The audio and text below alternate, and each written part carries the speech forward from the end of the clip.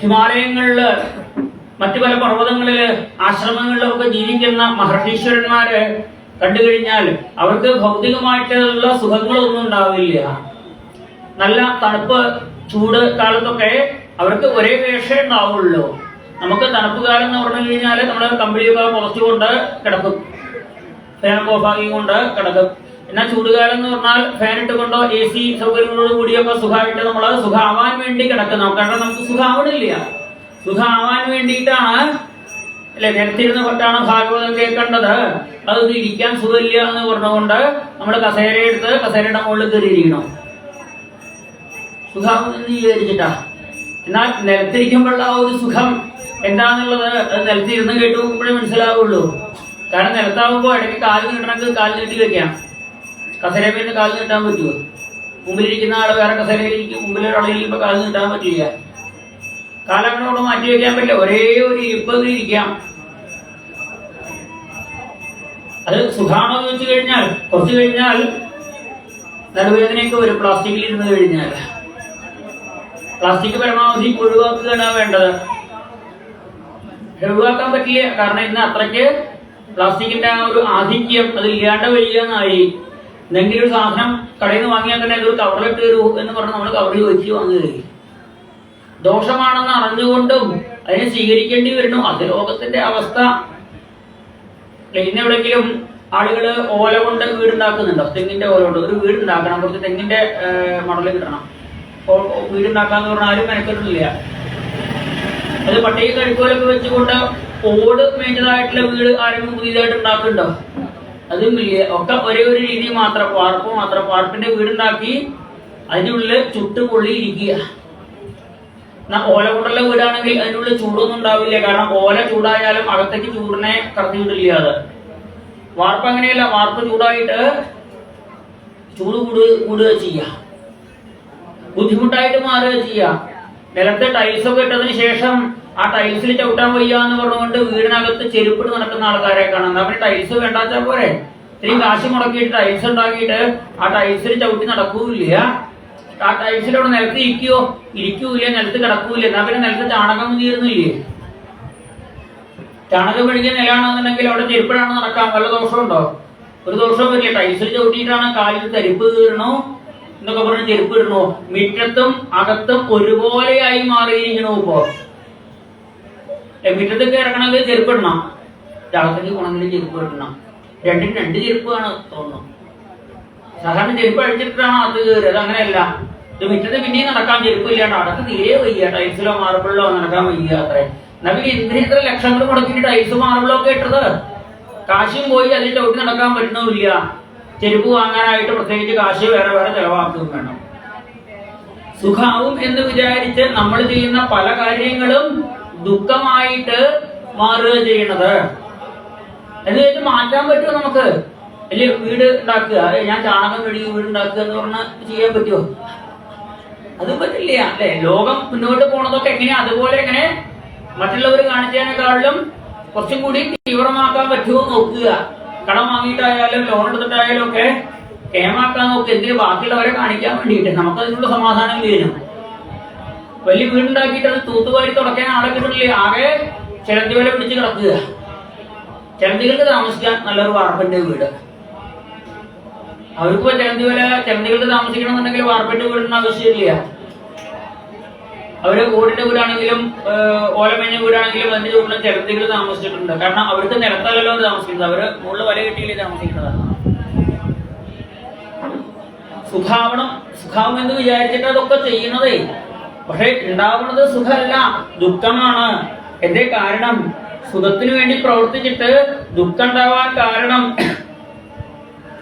യഥാർത്ഥത്തിൽ സുഖത്തിന്റെ പിന്നാലെ അല്ല നമ്മൾ പോണത്, ദുഃഖത്തിന്റെ പിന്നാലെയാണ് പോണത്. ജനസ്യ കൃഷ്ണാൽ വിമുഖസ്യ ദൈവാൽ അധർമ്മശീലസ്യ സുദുഃഖിതസ്യ. ജനങ്ങള് സുഖമുണ്ടാവണം എന്ന് വിചാരിച്ച് പോണത് ദുഃഖത്തിന്റെ പിന്നാലെയാണ്. അതുകൊണ്ടാണ് സുഖാവാത്തത്. സുഖം ഈശ്വര ആരാധനയോടുകൂടി ജീവിക്കുമ്പോൾ ഈശ്വരന്റെ അടുത്തേക്ക് പോകുമ്പോഴേ ദുഃഖം ഉണ്ടാവുള്ളൂ. ഈശ്വരന്റെ അടുത്തേക്ക് പോകേണ്ട ആവശ്യമുണ്ടോ? ഈശ്വരൻ നമ്മുടെ ഒപ്പം ഇല്ലേ? എപ്പോഴും ഉണ്ട്. നമ്മുടെ അകത്തും പുറത്തും നമ്മുടെ ചുറ്റും ഈശ്വരനുണ്ട്, മുമ്പിലും പിന്നിലും വശങ്ങളിലൊക്കെ ഈശ്വരനുണ്ട്. പിന്നെ എന്തിനാ നമ്മൾ ഈശ്വരന്റെ അടുത്തേക്ക് പോണത്? ഈശ്വരന്റെ അടുത്തേക്ക് നമ്മുടെ ശരീരമല്ല പോകേണ്ടത്, മനസ്സാണ് ഈശ്വരന്റെ അടുത്തേക്ക് പോകേണ്ടത്. തന്റെ കൂടെ ഈശ്വരനുണ്ട് എന്ന് മനസ്സുകൊണ്ട് ഉറപ്പിക്കണം. എന്നാ പിന്നെ തനിച്ചായി എന്നുള്ള തോന്നലുണ്ടാവില്ല. അത് ഞാൻ തനിച്ചാണ്, മക്കളൊക്കെ ഓരോ വഴിക്ക് പോയി, ഒറ്റയ്ക്കായി താമസം, വലിയ സങ്കടം. അപ്പൊ ഈശ്വരനില്ലേ കൂടെ? അതുണ്ടല്ലോ, ഈശ്വരനുണ്ട്. അപ്പൊ ഇന്ന് തനിച്ചാണ്. അവനവന്റെ കുട്ടികൾക്കോ മറ്റേ ആളുകൾക്കോ ബന്ധുക്കൾക്കോ ഒക്കെ ഓരോരോ കാര്യങ്ങൾക്ക് വേണ്ടി പോകേണ്ടി വരും. മക്കൾക്ക് ജോലി വിദേശത്താണ്, പോകാണ്ടിരിക്കാൻ പറ്റുമോ? കേരളത്തില് ജോലി കേരളീയർക്കല്ല അത്രേ, ബംഗ്ലാദേശുകാർക്കാ കേരളത്തിലെ ജോലി മുഴുവൻ. ഏത് ജോലിയും ബംഗ്ലാദേശുകാര്. അല്ലെ, ഇവിടെ ഉണ്ടോന്ന് വെച്ചാൽ ഞങ്ങളുടെ നാട്ടിലേക്കൊക്കെ പൂജ ചെയ്യാനായിട്ട് കേരളത്തിലുള്ളവരല്ല ഉത്തരേന്ത്യയിൽ നിന്ന് ആൾക്കാർ വരിക. ഇവിടെ ഉണ്ട് ധാരാളം. അവിടെയുള്ള പൂജക്കാരൊക്കെ പൂജ ചെയ്യാണ്ട് എല്ലാ ജോലിയിലും, അല്ലെ, എല്ലാ ജോലിയിലും പുറമേയുള്ള ആൾക്കാർ വരികയാണ്. കേരളത്തിന്റെ പല ഭാഗത്ത് നിന്ന് ഇലക്ഷൻ നിൽക്കാൻ വരെ പുറമേ നിന്ന് ആൾക്കാർ ഇങ്ങോട്ട് വരിക കേരളത്തിലേക്ക്. ഇവിടെ നിൽക്കാൻ ഞങ്ങള് കേരളത്തില് അവിടുന്ന് ആൾക്കാർ വന്നുകൊണ്ടിരിക്കുക. എല്ലാത്തിനും അവിടുന്ന് വന്നുകൊണ്ടിരിക്കുക. ഏത് പണിക്കും ഒരു ഫുട്ബോളിൽ പോയാല് വെള്ളം വേണമെന്ന് പറഞ്ഞാൽ കിട്ടില്ല, പാനി എന്ന് പറയണം. അവര് കുറേശ്ശെ മലയാളം പഠിച്ചിടങ്ങി തോന്നുന്നു വന്നിട്ട്. പല അമ്പലങ്ങളിൽ ചെന്ന് കഴിഞ്ഞാലും അവിടെ രശീതി എഴുതുന്നത് ഇംഗ്ലീഷിലാണ്. കാരണം ഇംഗ്ലീഷ് സാമാന്യം അവർക്ക് വായിക്കാം, ഈ കൗണ്ടറിൽ ഇരിക്കുന്നവർക്ക് വായിക്കാൻ എഴുതാൻ പറ്റും. മലയാളം അവർക്ക് വായിക്കാൻ പറ്റില്ല, ഹിന്ദി ഇവിടെ എഴുതുന്നവർക്ക് എഴുതാനും വയ്യ. അപ്പൊ അതുകൊണ്ട് ഇംഗ്ലീഷായി മാറിയിട്ടുണ്ട് ഇപ്പൊ. കാരണം എല്ലാത്തിനും പുറമേ നിന്ന് ആൾക്കാര്. അപ്പൊ നമുക്കിവിടെ പണിയെടുക്കാൻ നിവൃത്തിയില്ല. നമ്മള് മക്കളെന്ത് ചെയ്യണോ? വലിയ വലിയ ജോലിയൊക്കെ വിദേശത്തേക്ക് പോകുന്നു ആൾക്കാർ ജോലി ചെയ്യാൻ. കാരണം കേരളത്തിൽ ജോലി ചെയ്യാൻ പ്രയാസമാണ് അത്രേ, അതുകൊണ്ടല്ലേ പുറത്തേക്ക് പോണത്. അപ്പൊ കേരളം നല്ല സമ്പൽ സമൃദ്ധമാണ്. കേരളത്തില് എല്ലാ സൗകര്യങ്ങളും ഉണ്ടെങ്കിൽ ഇത്രയധികം ആൾക്കാർ വിദേശത്ത് പോകേണ്ട ആവശ്യമുണ്ടോ? ഗൾഫിൽ ചെന്ന് കഴിഞ്ഞാൽ ഏറ്റവും കൂടുതൽ അവിടെ കേരളീയർ എന്ന് പറയില്ല, മലബാറുകാർ എന്നാണ് അവിടെ ചെന്ന് കഴിഞ്ഞാൽ. മലബാറിൽ നിന്നാണ് അവിടെ മലയാളികളൊക്കെ വിളിക്കുക. കാരണം ഈ മലബാറിൽ നിന്നാണ് കൂടുതൽ ആൾക്കാർ. ഞങ്ങളുടെ നാട്ടിൽ നിന്നൊക്കെ എത്രയാ പോയിരിക്കുന്നത് കണക്കൊന്നുമില്ല. ഒരുപാട് ആളുകള് ഒരു വീട്ടിൽ നിന്ന് ഒരാളെങ്കിലും ദൂരെ വിദേശത്ത് ചെയ്യേണ്ടിയിരിക്കില്ല. അപ്പൊ എന്താ, അവർക്ക് പോകാണ്ടിരിക്കാൻ പറ്റുമോ? അവർക്ക് പോണം. പറഞ്ഞു വന്നത്, നമ്മുടെ മക്കള് അവരുടെ സുഖസൗകര്യങ്ങൾ തേടിയിട്ട് അത് എവിടെയാണോ അവർക്ക് വിദ്യാഭ്യാസത്തിനനുസരിച്ച് ജോലി കിട്ടുക അതനുസരിച്ച് അവർ പോകും എന്ന് വിചാരിച്ച് മക്കള് പോണ്ട. ഇവിടെ ഏതെങ്കിലും കടയില് പച്ചക്കറി സാധനങ്ങൾ എടുത്തു കൊടുക്കാൻ നിന്നോളൂ, ഇവിടെ നിന്നാ മതി, അച്ഛൻ്റെ അമ്മയുടെ കൂടെ നിന്നിട്ട് നിന്നാ മതി എന്ന് പറയാൻ പറ്റുമോ? അവരുടെ വിദ്യാഭ്യാസത്തിനനുസരിച്ച് അവരുടെ സുഖസൗകര്യങ്ങൾക്കനുസരിച്ച് അവർക്ക് വരുമാനം വേണം. അതിനുള്ള സൗകര്യം ഇവിടെ ഇല്ലാത്തത് കൊണ്ട് അപ്പൊ അത് കേരളത്തിലെ കുഴപ്പം തന്നെയാണ്. ഇവിടെ സൗകര്യങ്ങൾ ഒരുക്കി കൊടുക്കുകയാണെങ്കിൽ ഇവിടെ ഉണ്ടാവില്ലേ? ഇവിടെ പഠിക്കുന്ന ആളുകൾക്ക് ഇവിടെ തന്നെ ജോലി ചെയ്യാനുള്ള സൗകര്യങ്ങള് സ്ഥാപനങ്ങള് ഉണ്ട് എന്നുണ്ടെങ്കിൽ ഇവിടെ കേരളത്തിലെ പലതും കൂട്ടിപ്പോവുക ചെയ്യണത് ആൾക്കാർ. കാരണം ഇവിടെ സൗകര്യം ഇല്ല എന്നുള്ളത് കൊണ്ട് സൗകര്യം ചെയ്തു കൊടുക്കുന്നില്ല. അതെന്തോ ആയിക്കോട്ടെ, കുഴപ്പമില്ല, അത് നമ്മൾ വിചാരിച്ചാൽ നേരെയാക്കാൻ പറ്റില്ല. പക്ഷേ നമ്മൾക്ക് നേരെയാവാൻ പറ്റും. എങ്ങനെ? ആരൊക്കെ എവിടേക്ക് പോയാലും എന്റെ കൂടെ ഈശ്വരൻ ഉണ്ടാവും എന്ന് ഉറപ്പിച്ച് ജീവിക്കാനായിട്ട് സാധിക്കും. നമുക്ക് ഈശ്വരനുണ്ട് എന്റെ കൂടെ പോയാലും ഈശ്വരൻ നമ്മോടൊത്തുള്ളപ്പോൾ ആശ്രയമറ്റവരാണോ നാം? ഈശ്വരൻ നമ്മുടെ കൂടെ ഉള്ളപ്പോ നമ്മളെ ആശ്രയമറ്റവരല്ല. എപ്പോഴും നമ്മുടെ കൂടെ ഈശ്വരനുണ്ട് എന്ന ചിന്ത മനസ്സിലുണ്ടായാൽ മതി. അപ്പൊ ഒരിക്കലും തനിച്ചായി എന്ന് തോന്നില്ല. തനിച്ചാണോ ചോദിച്ചാൽ അല്ല, ഞാനുണ്ട്, ഈശ്വരനുണ്ട്. അല്ലെ, ഒന്നുകിൽ പൂജാമുറിയില് ഒരാളെ കൊണ്ടുപോയി ഇരുത്തിയിട്ടില്ലേ ഇവിടെ? ചിലർക്കൊക്കെ കൊണ്ടുപോയി കളഞ്ഞു എന്നാണ് പറഞ്ഞത്. അയാളെ വേണ്ട എന്ന് പറഞ്ഞിട്ട് ആരൊരാൾ പറഞ്ഞത്രേ, അയാളെ വേണ്ട എന്ന് പറഞ്ഞത്രേ. വേറൊരാള് പറയണതാണോ നമ്മൾ കേൾക്കേണ്ടത്? നമുക്ക് ശരിയാണ് എന്ന് തോന്നുന്നത് മാത്രമല്ലേ നമ്മൾ ചെയ്യും. അതെ, അവിടെ മദ്യം കൊടുക്കുന്നുണ്ട്, കഴിച്ചോളൂ എന്ന് പറഞ്ഞാൽ എല്ലാവരും പോയി കുറേശ്ശെ വാങ്ങി കുടിച്ചോളൂ പറഞ്ഞാൽ നമ്മൾ ആരെങ്കിലും പോകും. കാരണം നമുക്കറിയാം അത് നല്ലതല്ല. ഇപ്പൊ ആര് വന്നിട്ട് അത് നല്ലതാണെന്ന് പറഞ്ഞാലും അല്ലെ, ഞാൻ എന്തായാലും കുടിക്കാതെ പറയാനില്ല. നല്ലതാണ്, കുടിച്ചോളൂ, നന്നാവും, കുറെ ആൾക്കാർ അത് കുടിച്ച് നന്നായിട്ടുണ്ട് എന്നൊക്കെ പറഞ്ഞാലും ഞാൻ എന്തായാലും തയ്യാറല്ല. നിങ്ങളും തയ്യാറാവും തോന്നണില്ല. സ്ത്രീകള് പുരുഷന്മാരുടെ കാര്യം അറിയില്ല. എന്തായാലും പോവാനായിട്ട് തയ്യാറാവണില്ല. കാരണം എന്താ, അത് കേടാണെന്നുള്ളത് നമുക്കറിയാം. ദോഷമായ കാര്യങ്ങള് ആണ് എന്ന് അറിഞ്ഞാൽ നമ്മൾ ഉപേക്ഷിക്കും. എന്നാൽ നല്ല കാര്യങ്ങളാണ് എന്നുള്ള കാര്യം അതിനെ സ്വീകരിക്കും വേണ്ടേ? ജ്ഞാനവും വൈരാഗ്യവും വേണം ജീവിതത്തില്. ഈശ്വരനെ എപ്പോഴും കൂടെ നിർത്താനായിട്ട് നമുക്ക് പറഞ്ഞു തന്നിരിക്കുന്ന ഒരു അവതാരമാണ് നരനാരായണ അവതാരം. ഓരോ നരനും നാരായണനായിട്ട് മാറണം. ഓരോ മനുഷ്യനും മാധവനായിട്ട് മാറണം. ഓരോരുത്തരും നരൻ നാരായണനായിട്ട്, മനുഷ്യൻ മാധവനായിട്ട്, മാനവനാണ് ഇപ്പൊ നമ്മള്, മാനവൻ മാധവനായിട്ട് മാറണം. ഈശ്വരചിന്തയിലേക്ക് ഞാനാണ് ഈശ്വരൻ, എന്റെ ഉള്ളിലുള്ള ഈശ്വരൻ, എന്റെ കൂടെയുള്ള ഈശ്വരൻ, അകത്ത് പുറത്തുകൊണ്ട് ഈശ്വരൻ എന്ന ആളൊന്നേ ഉള്ളൂ. വായു എന്ന് പറഞ്ഞു കഴിഞ്ഞാൽ അത് ഒന്നല്ലേ ഉള്ളൂ. പലതായിട്ട് വേറെ വേറെ അപ്പുറത്തുള്ള വായു കൊണ്ട് ഇങ്ങോട്ട് വരാൻ പറയും, ഇവിടുത്തെ വായു കൊണ്ട് അങ്ങോട്ട് പോകാൻ പറയും എന്ന് പറഞ്ഞാൽ അങ്ങോട്ടൊന്നും മാറ്റാനൊന്നും പറ്റില്ല. വായുവിനെ അകറ്റാൻ പറ്റില്ല അല്ലെ? ഒരു പാത്രത്തിനകത്ത് അടച്ചു വെച്ച് കഴിഞ്ഞാൽ ആ പാത്രത്തിന്റെ അകത്തിരിക്കുന്ന വായു അകത്തുണ്ട്, പാത്രത്തിന്റെ പുറത്തും വായു ഉണ്ട്. ഇതുപോലെ ഈ ശരീരം എന്നൊരു പാത്രത്തിന്റെ അകത്തുള്ള വായുവാണ് ഈശ്വരൻ. ആ പുറത്തുള്ള വായുവാണ് പുറമേയുള്ള നമ്മൾ ശ്വസിക്കുന്ന വായു. നമുക്ക് കൊള്ളുന്നതായിട്ടുള്ള കാറ്റ്, അത് പുറമേയുള്ള വായു. ഈ പാത്രം തുറന്നു കഴിഞ്ഞാൽ അകത്തുള്ള വായു പുറമേയുള്ള വായുവുമായിട്ട് കൂടിച്ചേരും. വ്യത്യാസം ഇല്ലേണ്ടിയാവും, രണ്ടും തമ്മിൽ ബന്ധമായിട്ട് വരും. ഇതുപോലെ നമ്മളെ അകത്തുള്ള വായുവും പുറത്തുള്ള വായുവുമായിട്ട് ബന്ധിപ്പിക്കുകയാണ്. മൂക്കിലൂടെ നമ്മൾ ഉണ്ണുമ്പോഴും ഉറങ്ങുമ്പോഴും ഭാഗവതം കേൾക്കുമ്പോഴും കുളിക്കുമ്പോഴും കളിക്കുമ്പോഴും ഒക്കെ ചെയ്തുകൊണ്ടിരിക്കണ എന്താ? ഭഗവാനുമായിട്ട് ബന്ധിപ്പിക്കുക. ഭഗവാൻ ഹൃദയത്തിലാണ് ജീവൻ എന്ന് പറഞ്ഞു. ആ ഹൃദയത്തിലേക്ക് ശ്വാസത്തെ എത്തിക്കുക, വായുവിനെ എത്തിക്കുക. വായുപുരേശൻ അല്ലെ, ഗുരു ആയുരപ്പൻ എന്നാണ് പറയുക. വായു കൊണ്ട് പ്രവർത്തിക്കുന്ന ആ ഒരു ഗുരുനാഥനാണ് നമ്മുടെ ശരീരം. ശരീരം ശ്രീകോവിലാണ് എന്ന് മനസ്സിലാക്കി, ഈ ശരീരത്തിലുള്ള ജീവൻ ഈശ്വരനാണ് എന്ന് മനസ്സിലാക്കിയാൽ നമ്മളൊക്കെ നരൻ എന്നുള്ള അവസ്ഥ മാറി നാരായണൻ എന്ന അവസ്ഥയിലേക്ക് എത്തും. ചില ആളുകളെ കണ്ടു കഴിഞ്ഞാൽ നമ്മൾ പറയുന്നതേ അദ്ദേഹം ഈശ്വര തുല്യനാണ് കേട്ടോ, ആളാ ഈശ്വര തുല്യനാണെന്ന് പറയാൻ കാരണം അദ്ദേഹം ഈശ്വരാരാധന കൊണ്ട് തന്റെ ഉള്ളിലെ ഈശ്വരനെ തിരിച്ചറിഞ്ഞപ്പോ അദ്ദേഹവും ഈശ്വരനായിട്ട് മാറി. മനുഷ്യന്റെ മക്കളായിട്ട് തന്നെയാണ് ഭഗവാന്റെ അവതാരങ്ങളൊക്കെ ഉണ്ടായിട്ടുള്ളത്. അപ്പൊ ഇന്നലെ വരാഹാവതാരം ഉണ്ടായി. ബ്രഹ്മാവിന്റെ മൂക്കിൽ നിന്നാണ് ആ ഒരു അവതാരം ഉണ്ടായത്. ഇവിടെ കപിലവാസുദേവനായിട്ട് ഭഗവാൻ അവതരിച്ചത് ആ ദേവഹൂതിയുടെ ഗർഭത്തിൽ നിന്ന് തന്നെയാണ് അവതാരം ഉണ്ടായിട്ടുള്ളത്. മനുവിന്റെ രണ്ടാമത്തെ മകളാണ് ദേവഹൂതി, മൂത്ത മകളാണ് ആകൂതി. ആകൂതിയെ രുചി എന്ന പ്രജാപതിയാണ് വിവാഹം കഴിച്ചത്. അവിടെ ഭഗവാൻ രണ്ടവതാരം സ്വീകരിച്ചു. ഭഗവാൻ യജ്ഞനായിട്ടും മഹാലക്ഷ്മി ദക്ഷിണ എന്നുള്ള പേരിലും അവതരിക്കുകയുണ്ടായി. പിന്നീട് ആ യജ്ഞഭഗവാൻ ദേവേന്ദ്രനായിട്ട് മാറി ആ മന്വന്തരത്തില് എന്നൊക്കെ കാണാം. പിന്നെ ചെറിയ മകളാണ് പ്രസൂതി. പ്രസൂതിയുടെ ആ 16 പെൺകുട്ടികള്. ദക്ഷനാണ് വിവാഹം കഴിച്ചത് പ്രസൂതിയെ.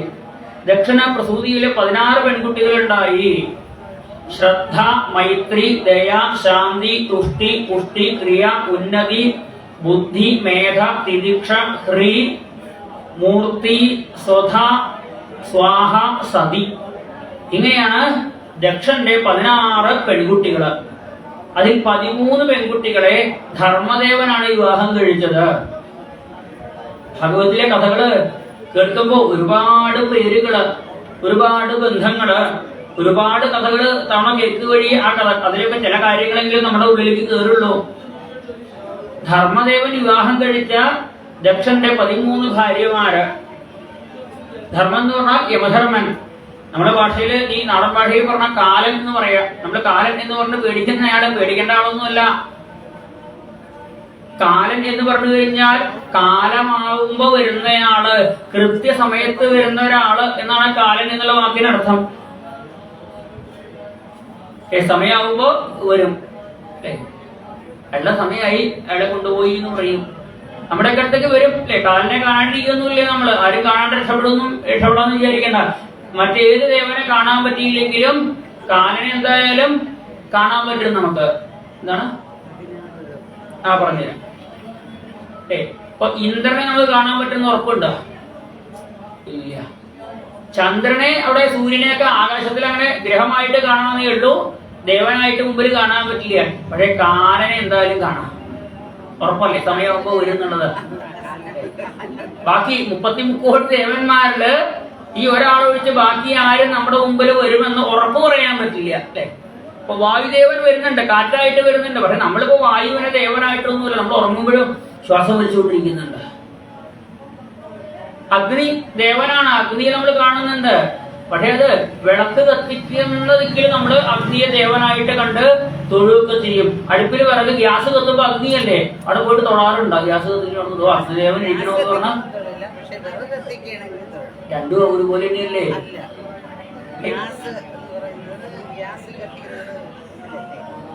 രണ്ടായാലും അഗ്നിയല്ലേ ഇവിടെ ഉള്ളത്, അഗ്നിയല്ലേ തോന്നുന്നത്. നമ്മൾ വിളക്കിൽ തിരിയല്ല തോന്നുന്നത്, എണ്ണയല്ല തോന്നുന്നത്, ആ വിളക്കിനെ അല്ല തോന്നുന്നത്. വിളക്ക് അവിടെ കെടുത്തി വെച്ചൊരു വിളക്കിനെ ആരും തൊഴാറില്ല, അതിൽ എണ്ണയും തിരിയിട്ടാലും തൊഴാറില്ല, കത്തിച്ചാലേ തൊഴാറുള്ളൂ.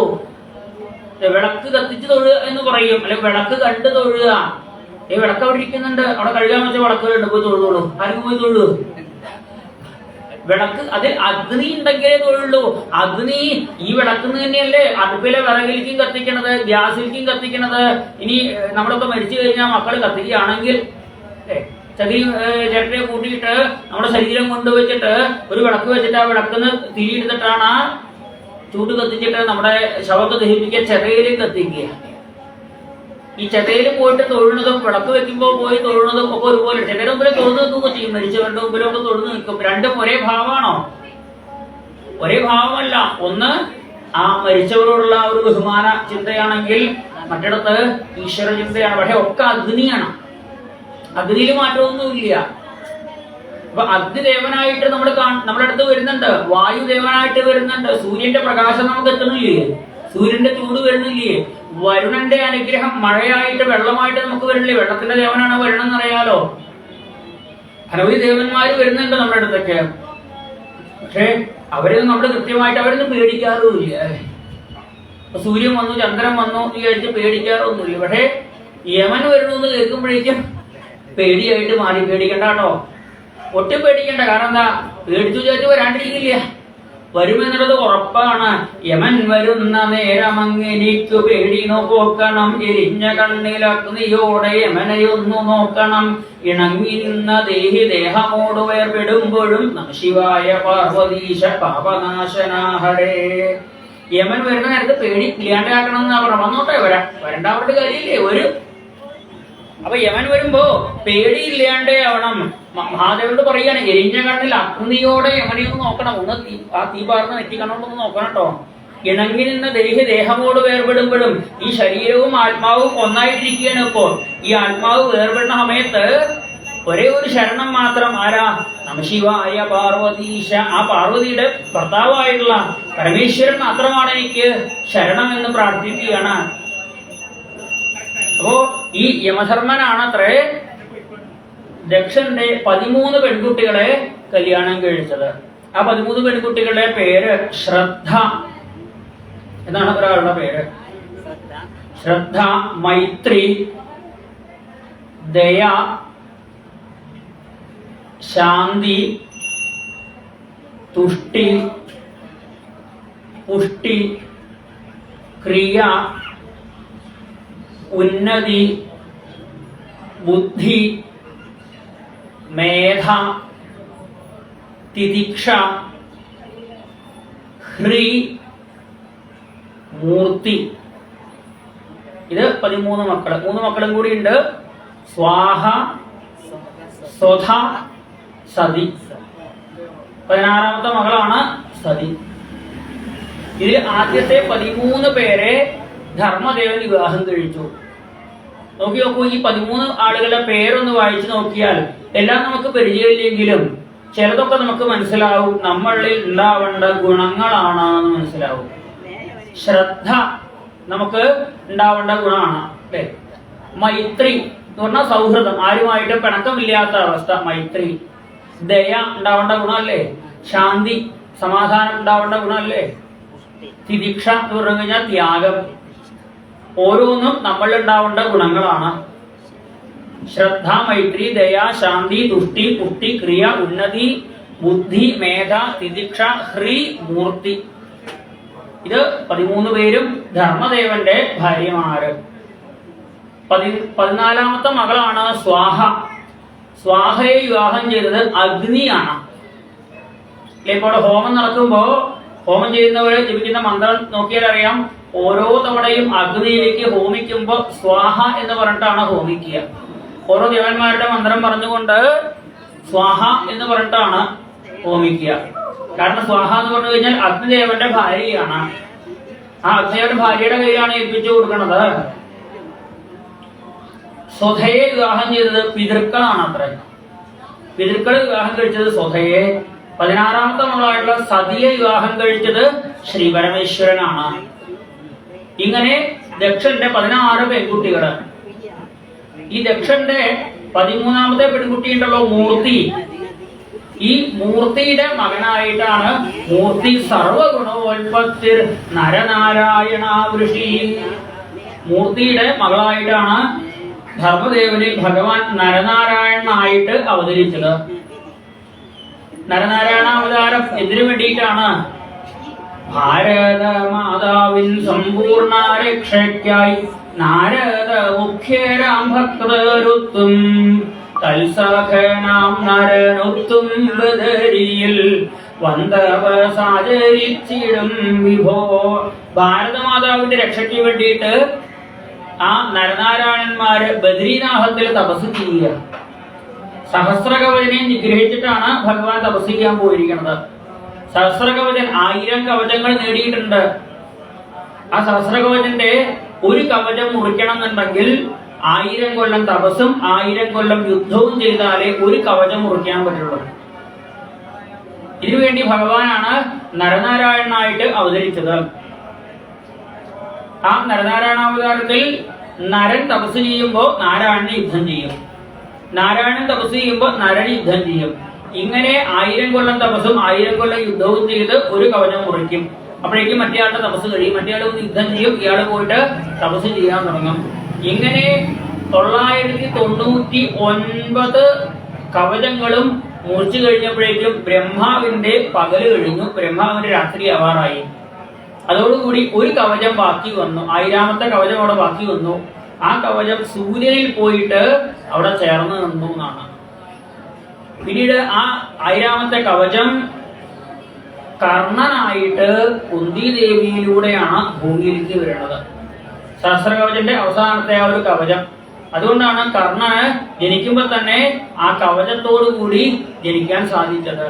ആ കവചം കർണന്റെ കയ്യിലുള്ളിടത്തോളം കാലം ആ കർണനെ കൊല്ലണമെന്നുണ്ടെങ്കിൽ 1000 കൊല്ലം തപസ്സും 1000 കൊല്ലം യുദ്ധവും ചെയ്തിടണം, എന്നാലേ ആ കവചം മുറിക്കാൻ പറ്റുള്ളൂ. കൃഷ്ണാവതാര കാലത്ത് കൃഷ്ണാവതാരം 125 കൊല്ലേ ഉള്ളൂ. എന്റെ എങ്ങനെ 2000 കൊല്ലം സമയം കിട്ടുക? അപ്പോ സഹസ്രകവചന്റെ ആ കവചത്തെ ഭേദിക്കാൻ പറ്റില്ല എന്നുള്ളത് കൊണ്ടാണ് ശ്രീകൃഷ്ണ ഭഗവാൻ കർണന് ദാനം എന്ന ഒരു സദ്ഗുണത്തെ കൊടുത്തതും ആ സദ്ഗുണം കൊണ്ട് ഇന്ദ്രനെ കൊണ്ട് കർണനിൽ നിന്നും കവചകുണ്ടലങ്ങളെ ദാനമായിട്ട് വാങ്ങി. അതിനുശേഷം നരനായിട്ടുള്ള അർജുനന് നാരായണനായിട്ടുള്ള ശ്രീകൃഷ്ണ ഭഗവാന്റെ സഹായം കൊണ്ട് കർണനെ നിഗ്രഹിക്കാൻ സാധിച്ചു. പലരും ചോദിക്കാറുണ്ട്, കർണന്റെ അടുത്ത് പോയി എന്തിനെങ്കിലും ദാനമായിട്ട് വാങ്ങിയത്, അല്ലെങ്കിൽ കർണനെ കൊല്ലാൻ പറ്റില്ലല്ലോ? ഇല്ല, കൊല്ലാൻ പറ്റില്ല. ഇപ്പൊ കർണൻ എന്ന് പറഞ്ഞു കഴിഞ്ഞാൽ സഹസ്രകവചൻ എന്ന അസുരന്റെ അംശമാണ്. ആ കവചം 1000ാമത്തെ കവചം അതിനെ ഭേദിക്കാൻ പറ്റില്ല. 2000 കൊല്ലം സമയം വേണം, 1000 കൊല്ലം തപസ്സും 1000 കൊല്ലം യുദ്ധവും വേണം. കൃഷ്ണാവതാരം 125 കൊല്ലേ ഉള്ളൂ. ഇടയിൽ ഇങ്ങനെ കൊല്ലാൻ സാധിക്കില്ല. അതുകൊണ്ട് ദാനം എന്ന ഗുണത്തെ കൊണ്ടുവന്നു. ആ ദാനം എന്ന ഗുണമാണ് കർണന് കവചകുണ്ടലങ്ങളെ ദാനമായിട്ട് ഇന്ദ്രന് കൊടുക്കാൻ കാരണം, കർണന്റെ മരണത്തിന് കാരണമായതും. അതിദാനാൽ ഹതോ കർണ, അധികമായ ദാനശീലം കൊണ്ട് കർണനും നാശമുണ്ടായി എന്ന് പറയുക. ഏത് ഗുണമായാലും അധികമാവാൻ പറ്റില്ല എന്ന് പറയുക. കഴിവുകളൊക്കെ ഉണ്ടാവാം അല്ലെ, കഴിവുകളൊക്കെ വേണം. പക്ഷേ കഴിവുകൾ ഏറി ആരാവരുത്? കഴിവ് ഏറി ചേർത്ത് വായിച്ച പോലെയാവരുത് അല്ലെ, കഴിവേറി ആവരുത്. കഴിവുകൾ ഏറി വരണം. 10 മാർക്കേ കിട്ടിയെന്ന് വെച്ചാൽ അടുത്ത പരീക്ഷയ്ക്ക് 15 മാർക്ക് വേണം, അടുത്ത പരീക്ഷയ്ക്ക് 20, 25 എന്ന് പറഞ്ഞ് അങ്ങനെ കൂടി 99 മാർക്ക് വരെ ആവണം. ജയിക്കണം, അങ്ങേറ്റം 1-ാം റാങ്ക് കിട്ടണം. പക്ഷേ ആ കഴിവ് കൊണ്ട് ജോലി കിട്ടിക്കഴിഞ്ഞ് അവിടെ ഇരുന്നു കൊണ്ട് ബാക്കിയുള്ളവരെ ദ്രോഹിക്കാനാവരുത്. ആ കഴിവുകള് കിട്ടി, ആ കഴിവുകൾ ബാക്കിയുള്ളവരെ ദ്രോഹിക്കാനായിട്ട് മാറരുത്. മറ്റുള്ളവർക്ക് ഉപകാരം ചെയ്യാനാവണം അവനവന് കിട്ടുന്ന അറിവ്. ഇരുട്ടിൽ തപ്പുന്നവൻ ഒരു കൈത്തിരി കാട്ടാൻ അറിവ് പ്രയോജനപ്പെടുത്തുന്നതേ ധർമ്മം. ഇരുട്ടിൽ തപ്പുന്ന ആൾക്ക് രാത്രി ഒരാൾ വന്നിട്ട് വീട്ടിൽ നിന്ന് പോകുമ്പോ അയ്യോ ഞാൻ ടോർച്ച് എടുക്കില്ലല്ലോ, ഇരുട്ടാവുകയും ചെയ്തു, ഇവ എന്താ ചെയ്യാ എന്ന് പറഞ്ഞാൽ ടോർച്ച് കൊടുത്തേക്കാൻ നമുക്ക് പരിഭ്രമം ഉണ്ടാവും അല്ലെ. അല്ല വരെയുടെ ടോർച്ച് ഇപ്പൊ എങ്ങനെയാൾക്ക് കൊടുത്തേക്കാൻ നമുക്ക് രാത്രി ആവശ്യമില്ലേ. ആ വിളക്കില് 2 തിരിയിട്ട് കത്തിച്ചിട്ടില്ലേ വിളക്കില്, ആ വിളക്കിന്ന് ഒരു തിരിയെങ്കിലും എടുത്തു കൊടുക്കല, കുറച്ചു ദൂരെങ്കിലും വെളിച്ചം കാണിച്ചുകൊണ്ട് പോകൂ, വെളിച്ചം കണ്ടുകൊണ്ട് പോക്കോളൂ എന്ന് പറഞ്ഞ് ഒരു കൈത്തിരിയെങ്കിലും ഒരാൾക്ക് കൊടുക്കാൻ സാധിച്ചാൽ ഇരുട്ടിൽ തപ്പുന്നവന് അതാണ് ധർമ്മം. അല്ലാണ്ട് ബുദ്ധിമുട്ടിക്കുന്നവരല്ല. ഒരു രീതിയിലും മറ്റൊരാളെ ബുദ്ധിമുട്ടിച്ചും കൊണ്ട് വിഷമുണ്ടാക്കിയും കൊണ്ട് ജീവിക്കരുത്. 18 പുരാണങ്ങളിലൂടെയും വേദവ്യാസ മഹർഷി ലോകത്തിന് കൊടുക്കുന്ന സന്ദേശം എന്താ വെച്ചാൽ പരോപകാരമേ പുണ്യം, പാപമേ പരപീഡനം. മറ്റുള്ളവരെ ഏതെങ്കിലും രീതിയിൽ വിഷമിപ്പിക്കലാണ് പാപം. ആ പുണ്യം എന്ന് പറഞ്ഞു കഴിഞ്ഞാലോ മറ്റുള്ളവർക്ക് എന്തെങ്കിലും ഉപകാരം ചെയ്തു കൊടുക്കലാണ് പുണ്യം. അവനവൻ ആത്മസുഖത്തിന് ആചരിപ്പത് അവരെന്നെ സുഖത്തിനായി വരയണം എന്ന് ഗുരുദേവൻ പറഞ്ഞില്ലേ. അന്യന്മാർക്ക് ഗുണം വരാൻ ഇടപെടാതെ എന്തെങ്കിലും ചെയ്യണം, തന്നെ കൊണ്ടൊരു ഉപദ്രവം വരരുതേ മറ്റാർക്കും എന്നോർക്കണം. ഒരു കാര്യം ചെയ്യുമ്പോൾ 2 കാര്യം ശ്രദ്ധിക്കണം. എന്താ, ഇതുകൊണ്ട് മറ്റുള്ളവർക്ക് എന്തെങ്കിലും ഉപകാരം ഉണ്ടോ എന്ന് ശ്രദ്ധിക്കണം. എങ്കിൽ അത് തീർച്ചയായിട്ടും ചെയ്യണം. നമ്മൾ കുറച്ച് ബുദ്ധിമുട്ടിയാലും ചെയ്യണം, കാരണം മറ്റുള്ളവർക്ക് ഉപകാരമാണ്. എന്നാൽ മറ്റുള്ളവർക്ക് ഉപദ്രവം ഉണ്ടാവുന്ന കാര്യം നമ്മൾക്ക് എത്ര ഗുണം ചെയ്യും എന്നുണ്ടെങ്കിലും ചെയ്യരുത്. കാരണം മറ്റൊരാൾക്ക് ബുദ്ധിമുട്ടാണ്. മറ്റൊരാൾക്ക് ബുദ്ധിമുട്ടുണ്ടാക്കിയും കൊണ്ട് നമ്മൾ നേടുന്ന ഒന്നും നമ്മളിൽ ശോഭിക്കില്ല. കിട്ടും ചിലപ്പോ, നമുക്ക് കിട്ടിയത് അതെ ഞാൻ അയാളുടെ കയ്യിൽ തമ്മ് തല്ലിയിട്ട് തറക്കിച്ചിട്ട് ഞാനതൊക്കെ കൈക്കലാക്കിയിട്ടോ എന്ന് പറയും. കൈക്കലാക്കിയതേ ഉള്ളൂ, ഇത് അനുഭവിക്കാൻ യോഗം ഉണ്ടാവണമെന്നുണ്ട്. കൈക്കൂലി വഴി അഴിമതിയൊക്കെ കാണിച്ച് കുറെ കാശ് വാങ്ങിയിട്ട് വിദേശത്ത് കൊണ്ടുപോയി ബാങ്കിലിട്ടു, ഇയാളിവിടെ ചത്തു പോവുകയും ചെയ്യും. പിന്നെ അവിടെ കൊണ്ട കാശ് കൊണ്ടുവന്ന ഉപയോഗം ഉണ്ടായി. ഈ നേരത്ത് അഴിമതി കാണിച്ചിരുന്നില്ല എന്നുണ്ടെങ്കിൽ മരിച്ചു കഴിഞ്ഞാലെങ്കിലും ചിലപ്പോ നല്ല ഗതി ഉണ്ടാവുമായിരുന്നു. ഇത് ദുഷ്കർമ്മങ്ങൾ ചെയ്യുക കാരണം മരിച്ചു കഴിഞ്ഞിട്ടും ഗതി കിട്ടുന്നില്ല. ഈ ഉണ്ടാക്കി വെച്ച പണം കൊണ്ടും ഇയാൾക്ക് ഉപകാരമൊന്നും ഉണ്ടായിട്ടില്ല. വിദേശത്ത് കൊണ്ടുപോയിട്ട് പണം കൊണ്ട് വിദേശ രാജ്യങ്ങള് നേരെ ഉണ്ടാകും. അവനവന്റെ നാടിന് പോലും ഉപയോഗമില്ലാത്തവരെന്ന് ഇവരെ കുറിച്ചാണ് പറയുക. സ്വന്തം നാടിന് ഉപയോഗം ഉണ്ടാവണമെങ്കിൽ ഇവിടെ ബാങ്കിൽ കൊണ്ടുപോയിട്ടുണ്ടേ. ഇവിടെ ബാങ്കിൽ കൊണ്ടുപോയിട്ടാലല്ലേ അത് നാട്ടുകാർക്ക് ഉപയോഗിക്കാൻ സാധിക്കും. ഈ നാട്ടുകാർക്ക് ഉപയോഗമായി മാറുള്ളൂ. നമ്മുടെ പരിസരത്തുള്ള ആളുകൾക്ക് ആദ്യം നമുക്ക് വേണ്ടി ജീവിക്കുക, പിന്നെ നമ്മുടെ വീട്ടുകാർക്ക് വേണ്ടി ജീവിക്കുക, പിന്നെ നമ്മുടെ നാട്ടുകാർക്ക് വേണ്ടി ജീവിക്കുക, പിന്നെ നമ്മുടെ ദേശവാസികൾക്ക് എല്ലാവർക്കും വേണ്ടി ജീവിക്കുക. ഇങ്ങനെ നമ്മുടെ രാജ്യത്തിന് വേണ്ടി ജീവിക്കുക, പിന്നെയാണ് നമ്മുടെ ലോകത്തിന് വേണ്ടി ജീവിക്കുക. തെക്ക് ഭാഗത്ത് താമസിക്കുന്ന ആളോടും വടക്ക് ഭാഗത്തും പടിഞ്ഞാറ് ഭാഗത്തും കിഴക്ക് ഭാഗത്തും താമസിക്കുന്ന ആളുകളോടും സൗഹൃദമേ ഉണ്ടാവാൻ പാടുള്ളൂ. ഇല്ല ഞാൻ അപ്പുറത്തെ വീട്ടുകാരനായിട്ടെ അത്ര ഒരു നല്ല ലോക്യത്തിലല്ല ആവണം എന്നാ പറഞ്ഞത്. ഈ അലോഗ്യമായിട്ട് ഇപ്പൊ എന്താ ഗുണം കിട്ടാണ്ടോ? ലോക്യമായ എന്തെങ്കിലും ഗുണം കിട്ടാണ്ടാവും. എന്താ, ഒന്നുമില്ലെങ്കിൽ പുറത്തേക്ക് ഇറങ്ങുമ്പോ നമുക്ക് ലോക്യമായിട്ടുള്ള ആളാണ് കാണുന്നത് എന്നുണ്ടെങ്കിൽ ഒന്ന് ചിരിക്കുകയും ചെയ്യും ആള്. പോണ വഴിക്ക് ഒരാൾ ചിരിക്കണതാണല്ലോ കണ്ടത്. എന്നാൽ നമ്മുടെ നേരെ മുമ്പിലുള്ള ആളുമായിട്ട് നമ്മൾ അലോഗ്യമാണ്, തെറ്റിയിരിക്കുകയാണെന്നുണ്ടെങ്കിൽ നമ്മൾ ഇറങ്ങുമ്പോൾ ആൾ മുമ്പിലുണ്ടെങ്കിൽ ചിരിക്കുക, ഗൗരവമായിട്ട് നിൽക്കും. പറ്റുന്നുണ്ടെങ്കിൽ ഒരു ചൂല് കൈ പിടിച്ചുകൊണ്ട് നിൽക്കും. അത് കണ്ടുകൊണ്ട് വേണ്ടി നമുക്ക് ചിലപ്പോ ഇറങ്ങി പോകാനായിട്ട്. എന്നാൽ അയാളുമായിട്ട് സൗഹൃദത്തിലാണെങ്കിൽ അയാൾ എന്ത് ചെയ്യും?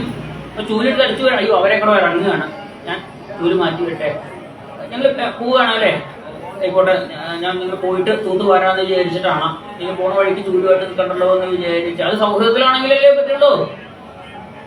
അല്ലെങ്കിൽ രാവിലെ ഇട്ട് വടക്കേ വാതിൽ ഉറക്കുമ്പോഴേക്കും അയ്യോ ഒന്ന് രാവിലെ തന്നെ അവരെയാണോ ശകുനം കണ്ടത് എന്ന് പറഞ്ഞുകൊണ്ട് ആ വിഷമമാവും. ആരായി വിഷമം ഉണ്ടാക്കിയത്? നമ്മൾക്ക് അവരോട് അലോഗ്യമാകൊണ്ടല്ലേ. നമുക്ക് അവരോട് സൗഹൃദമാണെന്നുണ്ടെങ്കിൽ ഈ വിഷമം ഉണ്ടാവുമോ? പരിചയമുള്ളവരെ കണ്ടാൽ, സുഹൃത്തുക്കളെ കണ്ടാൽ നമുക്ക് വിഷമം ഉണ്ടാവില്ല. സൗഹൃദം ആരുണ്ടാക്കിയെടുക്കണം? നമ്മൾ തന്നെ ഉണ്ടാക്കിയെടുക്കണം. ഭാഗവതം കേൾക്കുന്നവർ, ഈശ്വരാരാധന ചെയ്യുന്നവർക്ക് ആരോടും വിരോധം ഉണ്ടാവില്ല.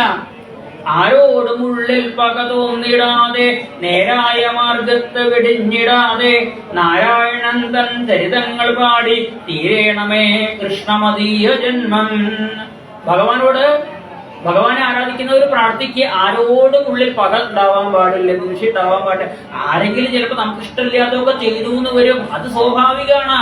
മർത്യനോ കൈപ്പിഴ ജന്മസിദ്ധം അല്ലെ, ജന്മസിദ്ധമായിട്ടാ കൈപ്പിഴ പറ്റുക. എന്തെങ്കിലും സാധനം കുപ്പി ഗ്ലാസൊക്കെ ഇട്ട് പൊട്ടിക്കണം എന്ന് വിചാരിച്ചിട്ട് ആരും പൊട്ടിക്കുകയല്ല, അറിയാണ്ട് കയ്യിൽ നിന്ന് വഴുതി വീണ് പൊട്ടുക ചെയ്യണത്.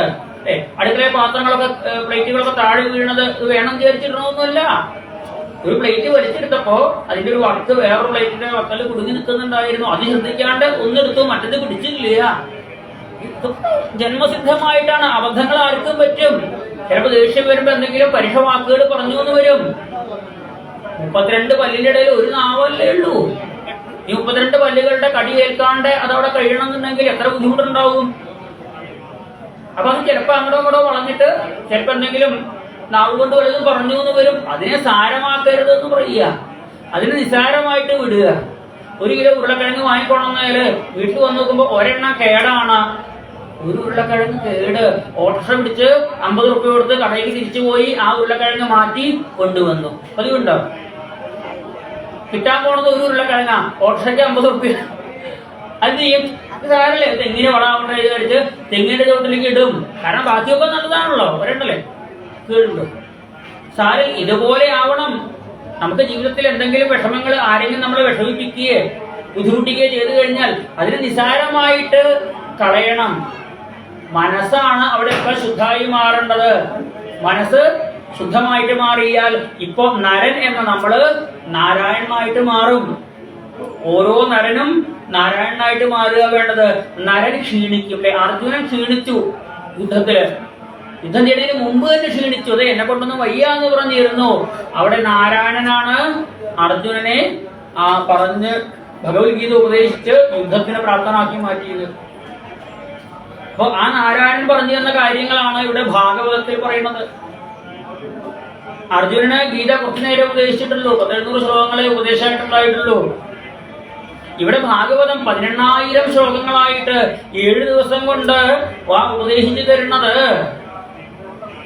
ജീവിതത്തിൽ എല്ലാ സന്ദർഭങ്ങളിലും മനസ്സിനെ സമമായിട്ട് ഇരുത്തുക, അതാണ് മനസമാധാനം. മനസമാധാനത്തിന് ഈശ്വരനെ വന്ദിക്കുകയാണ് വേണ്ടത് എന്ന് ദക്ഷയാഗത്തിലൂടെ പറഞ്ഞു തരുന്നു. ദക്ഷൻ ബ്രഹ്മാവിന്റെ മകനാണ്. ഈ സ്വയംഭുവ മനുവിന്റെ 3ാമത്തെ മകളായിട്ടുള്ള പ്രസൂതിയെയാണ് ദക്ഷൻ വിവാഹം കഴിച്ചത്. ദക്ഷന്റെ കുട്ടികളുടെ എണ്ണാണ് ഇപ്പൊ നമ്മൾ പറഞ്ഞത് 16 പേര്. അതിൽ 16ാമത്തെ മകളായിട്ടുള്ള സതീദേവിയെ ശ്രീപരമേശ്വരന് വിവാഹം ചെയ്തു കൊടുത്തു. ആ ശ്രീപരമേശ്വരൻ ശ്രീദേവിയോടുകൂടി സുഖമായിട്ട് കൈലാസത്തിൽ കഴിയുക. ഒരിക്കൽ ബ്രഹ്മാവ് ഒരു യോഗം വിളിച്ചു, ഒരു സത്രം, വിശ്വസൃത്തുക്കളുടെ ഒരു സത്രം. അവിടെ പ്രജാപതിമാരെല്ലാവരും വന്നിട്ടുണ്ട്, ദേവന്മാരൊക്കെ ഉണ്ട്, ബ്രഹ്മാവ് ഉണ്ട്, മഹാദേവനുണ്ട്, എല്ലാവരും ഉണ്ട്. ഏതൊരു യോഗം വെക്കുമ്പോഴും അധ്യക്ഷനായിട്ട് ഒരാളെ വെക്കൂലോ. ഇവിടെ ബ്രഹ്മാവ് പറഞ്ഞു ഇത്തവണ ദക്ഷനായിക്കോട്ടെ അധ്യക്ഷൻ. അത് കേട്ടപ്പോ ദക്ഷന് ലേശം അഹങ്കാരം വന്നു അത്രേ. കാരണം ബ്രഹ്മാവും മഹാവിഷ്ണു മഹാദേവന്റെ 33 കോടി ദേവന്മാര് ഇവരൊക്കെയുള്ള സഭയിൽ എന്നെയാണ് അധ്യക്ഷനാക്കി വെച്ചിരിക്കുന്നത്. അതുകൊണ്ട് ഞാൻ കുറച്ച് വഴുകി വന്നാ മതി എന്ന് വിചാരിച്ചു അത്രേ. അത് ഇന്നും പാലിക്കുന്ന ആൾക്കാരുണ്ട് ചിലപ്പോ. പല ആൾക്കാരെയും നമ്മള് ഉദ്ഘാടനത്തൊക്കെ വിളിച്ചു കഴിഞ്ഞാല് കാത്തിരിക്കേണ്ടി വരും, പ്രത്യേകിച്ച് ഭരണാധികാരികളൊക്കെ ആണെങ്കിൽ. പക്ഷെ ദുർലഭം ചില ആൾക്കാരുണ്ട്. ഇപ്പോ നമ്മൾ ഉദ്ഘാടനത്തിന് വിളിച്ച തമ്പരാട്ടിയെ പോലെയുള്ള ആൾക്കാര്, ഞാൻ കാരണം ഒരു വിഷമം മറ്റുള്ളവർക്ക് വരരുതെന്ന് വിചാരിച്ച് പറഞ്ഞ സമയത്തിന് മുംബൈ എത്തും പരമാവധി. ഇടയ്ക്ക് വല്ല ബ്ലോക്ക് അങ്ങാൻ വന്നിട്ട് വല്ല തടസ്സം വന്നാലേ ഉള്ളൂ. അല്ലാണ്ട് അവര് കാരണം ഒരു വഴുക്കം വരില്ല. കാരണം അവര് ഈശ്വര ആരാധന ചെയ്ത് കഴിയുന്നവരാണ്, ശ്രീപത്മനാഭന്റെ ദാസന്മാരാണ്. ഭഗവാൻ എന്താണോ ഇവിടുന്ന് കൽപ്പിക്കുന്നത് അതിനെയാണ് നടപ്പിലാക്കുന്നത് എന്ന ചിന്തയുള്ളവരാണ്. ദക്ഷൻ അങ്ങനെയായിരുന്നില്ല. ദക്ഷന് വിനയമായിരുന്നില്ല, ലേശം ധിക്കാരമാണ് വന്നത്. 30 കോടി ദേവന്മാരുടെ ഒക്കെ പങ്കെടുക്കുന്ന അവിടെ സഭയില് ശ്രീപരമേശ്വരനും ബ്രഹ്മാവും ഒക്കെ വരുന്ന സഭയില് എന്നെയാണല്ലോ കേമനായി നിശ്ചയിച്ചത്. വഴുകി വന്നപ്പോ എല്ലാവരും തന്നെ എണീറ്റ് ബഹുമാനിക്കണം എന്നൊരു നിഷ്ഠ തോന്നി. താൻ അങ്ങനെയാണ് ബഹുമാനിക്കേണ്ടത്. കാരണം തനിക്ക് ഇങ്ങനെ ഒരു പദവി തന്നതിന് ബഹുമാനിക്കുക വേണ്ടത്. കാരണം ബാക്കിയുള്ളവരെല്ലാവരും അംഗീകരിച്ചു കൊടുത്തതല്ലേ പദവി. ഇപ്പൊ നമ്മള് വോട്ട് ചെയ്തിട്ട് ഓരോരുത്തരെ ജയിപ്പിക്കുന്നില്ലേ? ഈ ജയിപ്പിച്ച ആൾക്കാർ വരുമ്പോ നമ്മൾ എണീക്കേണ്ട കാര്യമില്ല. അവര് നമ്മളെ ബഹുമാനിക്കേണ്ടത്. കാരണം ഒരു ജോലി ഇല്ലാണ്ട് നടന്ന, ഒരു വിദ്യാഭ്യാസം ഇല്ലാത്തവരെ പിടിച്ച് ഓരോ പദവിയിൽ ഇരുത്തിയത് വിദ്യാഭ്യാസമുള്ള നമ്മളാണ്. നമ്മളത്ര വിദ്യാഭ്യാസം പോലും ഉണ്ടാവില്ല. അവർക്ക് മലയാളം നേരാവണം വായിക്കാൻ തോന്നിയപ്പോൾ എനിക്ക് വായിക്കാറുണ്ടോണമെന്നില്ല. എന്നിട്ട് അവർക്ക് ഓരോ പദവി കൊടുത്ത ഈ ഒരു യോഗ്യതയില്ലാത്ത എന്നെ പിടിച്ചിവിടെ ഇരുത്തിയില്ലേ, നിങ്ങളുടെ എങ്ങനെ നന്ദി പറയേണ്ടത് അറിയില്ല എന്ന് പറഞ്ഞാൽ ബാക്കി നമ്മളോട് നന്ദി പറയുകയാണ് വേണ്ടത്. ഒരു ജോലി ഏൽപ്പിച്ചു കഴിഞ്ഞാൽ ആ ഉടമസ്ഥരാരാ? നമ്മളാണ് ഉടമസ്ഥര്. നമ്മളാണ് അവർക്ക് കാശ് കൊടുക്കുന്നത്. നമ്മൾ ഓരോ ജോലി ചെയ്യാൻ ഏൽപ്പിച്ചിരിക്കുക ചെയ്യേണ്ടത്. അവരെ ജോലി ചെയ്യണില്ല വെച്ചാൽ പിന്നെ അടുത്ത തവണ ജോലി ഏൽപ്പിക്കരുത്. ഒരു തവണ പണിക്ക് വിളിച്ചു, ആകെ അപകടമാക്കി വെച്ചു. അടുത്ത പോലെ അയാളെ പണിക്ക് വിളിക്കുക. നമ്മള് നല്ല പണിയാണെങ്കിൽ മാത്രമേ, പണി അറിയുന്നവരെ മാത്രമേ പണി ഏൽപ്പിക്കാവൂ. ഒരു തവണയൊക്കെ നമുക്ക് അബദ്ധം പറ്റാം, വീണ്ടും അത് പറ്റാനുണ്ടാവരുത്. ഇത് പലതവണ ഏൽപ്പിച്ചിട്ടും നേരെയാവണില്ല എന്നുള്ള ആൾക്കാർ ഒരിക്കലും ഏൽപ്പിച്ചു കൊടുക്കാൻ പാടില്ല. ഇവിടെ ദക്ഷന് അവിടെ ഇരിക്കുന്ന ഓരോരുത്തരെയും വന്ദിക്കുന്നതിന് പകരം എല്ലാവരും തന്നെ വന്ദിക്കണം എന്ന തോന്നല് വന്നു. ദക്ഷൻ കയറി വരുമ്പോ അധ്യക്ഷനല്ലേ എന്ന് വിചാരിച്ച് ദേവന്മാരും ഒക്കെ എണീറ്റ് നിന്ന് ബഹുമാനിച്ചു. വായുദേവൻ എന്നെ കണ്ട് എണീറ്റൂലേ? എന്നാ അങ്ങോട്ട് തൊഴിലല്ല, അങ്ങടെ അഹങ്കാരം ഉണ്ടായത്. വായുദേവൻ എന്നെ കണ്ട് എണീറ്റു എന്ന് പറയുമ്പോൾ തലയൊന്ന് പൊങ്ങി. അപ്പുറത്ത് വരുണനും മറ്റു ദേവന്മാരും ഓരോരുത്തർ എണീറ്റ് കണ്ടപ്പോ തല ഇങ്ങനെ പൊങ്ങി പൊങ്ങി പൊങ്ങി പോവുക. അവസാനം ദേവേന്ദ്രൻ കൂടി എണീറ്റ് ബഹുമാനിച്ചപ്പോ ഇനി എന്നെ പിടിച്ചാൽ കിട്ടില്ല കേട്ടോ. കാരണം ദേവേന്ദ്രൻ പോലും ഞാൻ വരുമ്പോ എണീറ്റ് നിന്നു എന്ന് പറഞ്ഞു കഴിഞ്ഞാൽ ഞാൻ എത്ര കേമനായി. അപ്പൊ നോക്കുമ്പോഴാണ് തൊട്ടപ്പുറത്തിരിക്കുന്ന ആൾ എണീക്കണില്ല എന്ന് കണ്ടപ്പോ ദേഷ്യം വന്നു. ബ്രഹ്മാവായിരുന്നു. അച്ഛനാണ് അല്ലെ? അച്ഛനാണെങ്കിലും ഇവരൊക്കെ എണീക്കുമ്പോ ഒന്ന് എണീറ്റൂടെ? നീ വെച്ച് പറയാൻ പറ്റുമോ? മകൻ വരുമ്പോ അച്ഛൻ എണീക്കണം എന്ന് പറഞ്ഞാൽ പറയാൻ പറ്റില്ല. ആ ഒരു ദേഷ്യം കടിച്ചു പിടിച്ചുകൊണ്ട് മുന്നോട്ട് പോകുമ്പോഴാണ് അവിടെ ശ്രീപരമേശ്വരനും അതേ ഇരിപ്പോൾ എണീക്കണം. ഇവരെന്താ എണീക്കാത്തത്? ഇത്രയും ആൾക്കാര് എണീറ്റതിലുള്ള സന്തോഷമല്ല ദക്ഷനുണ്ടായത്, മഹാദേവൻ എണീറ്റില്ല എന്നുള്ളതിലുള്ള ദേഷ്യമാണ് ഉണ്ടായത്. ഒരു സഭയിൽ ഇരിക്കുമ്പോ അവിടെ ചില മര്യാദകളൊക്കെ പാലിക്കേണ്ട നിയമം ഒക്കെ പാലിക്കേണ്ടതുണ്ട്. അതറിയാത്തവർ വന്നിരുന്നു കഴിഞ്ഞാൽ ഈ സഭ എങ്ങനെയാ കേമാവുക എന്നൊക്കെ പറഞ്ഞ് ദക്ഷൻ പറയാൻ തുടങ്ങി. ഇത്രേ ആരെ കുറിച്ചാ പറയണത്? ഇവിടെ ആരപ്പോ സഭയിലെ നിയമങ്ങളൊന്നും അറിയാത്ത ആൾക്കാര്? എല്ലാവരും നോക്കുമ്പോ അവിടെ സഭാ നിയമങ്ങൾ അറിയാത്തവരാരും ഇല്ല. അവക്കറിയ പ്രേതാവാസേഷു ഘോരേഷു, പ്രേതങ്ങളുടെ കൂടെ കഴിയുന്നയാളെ ഇവിടെ സഭയിൽ വന്നിരിക്കുക. മഹാദേവൻ വിളിച്ചിട്ടല്ലേ വന്നത്? സഭയിലെ യോഗത്തിന് നോട്ടീസ് കിട്ടിയിട്ട് തന്നെയാണല്ലോ വന്നിട്ടുള്ളത്. പിന്നെ ഇവിടുന്ന് മഹാദേവൻ അങ്ങട് അടതി ഉന്മത്തവന്നോ ശിവാപദേശോ ഹി അശിവോ മത്തോ മത്ത ജനപ്രിയ, ഭഗവാനെ അങ്ങോട്ട് നിന്ദിക്കാൻ തുടങ്ങിയത്രേ. എല്ലാം ഭഗവാന്റെ ആ ഭാവം തന്നെയാണ് പറഞ്ഞത്, പക്ഷെ ഒക്കെ കളിയാക്കിയിട്ടാണ് പറഞ്ഞത്. ഇപ്പൊ ഒരാൾ നാമം ജപിച്ചുകൊണ്ടിരിക്കുകയാണെങ്കിൽ അതെ അയാളെ വിടുന്നിട്ടേ നാമം ജപിക്കുകയാണ് കേട്ടോ എന്ന് ബഹുമാനപൂർവ്വം പറയാം. അവിടെ അവിടെ നാമം ജപിച്ചിട്ട് നാരായണ നാരായണ നാരായണ ജപിച്ചുകൊണ്ടിരിക്കുന്നുണ്ട് എന്ന് കളിയാക്കിയിട്ടും പറയാം. അയാൾക്ക് വേറെ പണിയൊന്നുമില്ല, എപ്പോഴും നാമം ജപിച്ചുകൊണ്ടിരിക്കുക. ചെയ്യുന്ന നാമം ജപിക്കുക എന്ന ജോലിയെ ബഹുമാനപൂർവ്വം പറയാം, നാമം ജപിക്കുകയാണ് കേട്ടോ. അത് കഴിഞ്ഞിട്ട് വർത്താനം പറയാം. അത് ബഹുമാനത്തോടു കൂടി. എപ്പോ ചെന്നാലും നാരായണ നാരായണ നാരായണ ജപിച്ചുകൊണ്ടിരിക്കും. അവരുടെ ചിലർക്ക് വർത്താനം പറയാനൊന്നും പോകാൻ പറ്റില്ല എന്ന് പറഞ്ഞാൽ അത് കളിയാക്കലായിട്ട്. ഇവിടെ മഹാദേവന്റെ മഹത്വത്തെ കളിയാക്കലായിട്ടാണ് പറഞ്ഞത്. മഹാദേവൻ അത് കിട്ടുന്നത് കുഴപ്പമില്ല. കാരണം എന്താ? മഹാദേവൻ പ്രേതങ്ങളുടെ കൂടെ നൃത്തം ചെയ്യുന്ന ആളാണ്. ശ്മശാനത്തിലെ ജടാധാരി ഭസ്മം എടുത്ത് പൂശുന്നയാളാണ്. അതിൽ തെറ്റൊന്നുമില്ല. മഹാദേവനാണെങ്കിൽ ഒരിക്കലും ദേഷ്യം വരാത്തയാളാണ്. കാരണം ശിവം ശിവകരം ശാന്തം, ശാന്തമാണ് മഹാദേവന്റെ സ്വഭാവം. അവിടുന്ന് ദക്ഷൻ പറഞ്ഞു ശിവന് ഇനി യാഗഭാഗം കൊടുക്കണില്ല എന്ന് പുതിയൊരു ബില്ല് ഞാൻ പാസാക്കുകയാണ് എന്ന് പറഞ്ഞു. മഹാദേവൻ വേഗം അവിടുന്ന് എനിക്ക് പോവുകയും ചെയ്തു. കാരണം യാഗത്തിലൊന്നും ഭാഗമില്ല എന്നുണ്ടെങ്കിൽ പിന്നെ ഈ യോഗത്തിലും എനിക്ക് ഭാഗമൊന്നും ഉണ്ടാവില്ലല്ലോ എന്ന് പറഞ്ഞ മഹാദേവൻ കൈലാസത്തിലേക്ക് പോയപ്പോഴാണ് ദക്ഷനും എനിക്ക് പോവാൻ നോക്കി. മഹാദേവൻ പോണത് വരെ മിണ്ടാണ്ടിരുന്ന നന്ദികേശ്വരൻ പറഞ്ഞു, നല്ലൊരു തലയുണ്ടായിട്ട് നാവുണ്ടായിട്ട് ഭഗവാനെ വന്ദിക്കേണ്ടതിന് പകരം നിന്ദിക്കുക. നിന്റെ തല മേമേ എന്ന് പറയുന്ന ആടിന്റെ തലയായിട്ട് മാറട്ടെ എന്ന് പറഞ്ഞ നന്ദികേശ്വരന്റെ ശാപം. നല്ലൊരു തല കൊണ്ട് ഇതേ വാക്കുകളെ കൊണ്ട് ഭഗവാനെ സ്തുതിക്കായിരുന്നു. ആനത്തോലാട പുതയ്ക്കുന്നിതു ശിവൻ അരയിൽ പുലിത്തോലൊടുക്കുമല്ലോ, നന്ദികേശൻ ദ്വാരപാലകനാകുന്നു വാഹനമായതു കാളയല്ലോ. നന്ദികേശ്വരനാണ് ദ്വാരപാലകൻ, കാള ആണ് വാഹനമായിട്ടുള്ളത്, ആനത്തോലാണ് പുതയ്ക്കണത്, പുലിത്തോലാണ് കൊടുക്കണത്, ജനാധാരിയായിട്ടുള്ള ആളാണ്, ഗംഗ തലയിൽ ഇരിക്കുന്നുണ്ട് എന്നൊക്കെ ഭഗവാനെ സ്തുതിക്കാലോ. ഉണ്ടായില്ല. നിന്റെ തല ആടിന്റെ തലയായിട്ട് മാറട്ടെ എന്ന് പറഞ്ഞാൽ ശപിച്ചു അത്രേ. ഈ സമയത്ത് ദക്ഷന്റെ ഭാഗത്ത് നിന്ന് ഭൃഗുമഹർഷി ശിവഭൂതങ്ങളെ ശപിക്കുകയുണ്ടായി. അപ്പോഴാണ് നന്ദികേശ്വരൻ വീണ്ടും ഈ ദക്ഷനെ അനുകൂലിക്കുന്ന ആൾക്കാരൊക്കെ കലിയുഗത്തില് വേദം വിൽക്കുന്നവരായിട്ട് മാറട്ടെ എന്ന് പറഞ്ഞ് ശപിച്ചു അത്രേ. വേദം വിൽക്കുന്നവരായിട്ട് മാറുക എന്ന് പറഞ്ഞു കഴിഞ്ഞാൽ ഓരോ കാര്യങ്ങൾക്കും ആദ്യമേ കാശ് പറഞ്ഞതിന് ശേഷം പണിയെടുക്കുക. അല്ലെ, കരാർ ജീവനക്കാരെന്നൊക്കെ വേണമെങ്കിൽ പറയാം. പണിയെടുത്ത് കഴിഞ്ഞിട്ടല്ലേ കാശ് പറയേണ്ടത്? ഇതങ്ങനെയല്ല, ആദ്യം കാശ് പറഞ്ഞിട്ട് പണിയെടുക്കുക എന്നുള്ളത്. അത് ഏത് പണിയതെ? വേദം എന്ന വാക്കിന് അറിവ് എന്ന അർത്ഥമുണ്ട്. അറിവില്ലാത്ത ഒരാളെ ഗുരുവിനെ ഏൽപ്പിക്കാൻ പറ്റുമോ? അപ്പൊ അറിവിനെ പ്രയോജനപ്പെടുത്താൻ വേണ്ടിയിട്ട് ആദ്യമേതേ ഞാൻ എന്നാ പണിയെടുത്തു തരാം, എനിക്ക് ഇത്ര കാശ് തന്നാ മതി. അപ്പോഴാണ് വേറൊരാൾ വന്നിട്ട് വേറൊരു ടെൻഡർ കൊടുത്തത് ഇതിനേക്കാളും 10,000 രൂപ കുറച്ച് ഞാൻ ഉണ്ടാക്കി തരാം എന്ന് പറഞ്ഞാൽ അയാൾ കാശ് മാത്രമാവില്ല കുറയ്ക്കുണ്ടാവുക, പണിക്ക് സാധനങ്ങളുടെ എണ്ണം കുറയ്ക്കുന്നുണ്ടാവും. അത് പറയാൻ പറ്റില്ല, നമുക്കറിയില്ലല്ലോ. നമുക്കിപ്പോ പണിയെ കുറിച്ച് അറിയില്ല. അറിയുന്നുണ്ടെങ്കിൽ നമ്മൾ ചെയ്യില്ലേ? മുൻകൂട്ടി കാശ് പറഞ്ഞിട്ട് പണിയെടുക്കുക. അപ്പൊ അവരെന്ത് ചെയ്യും? അവർക്ക് പരമാവധി ലാഭം ഉണ്ടാക്കാൻ വേണ്ടി നോക്കും.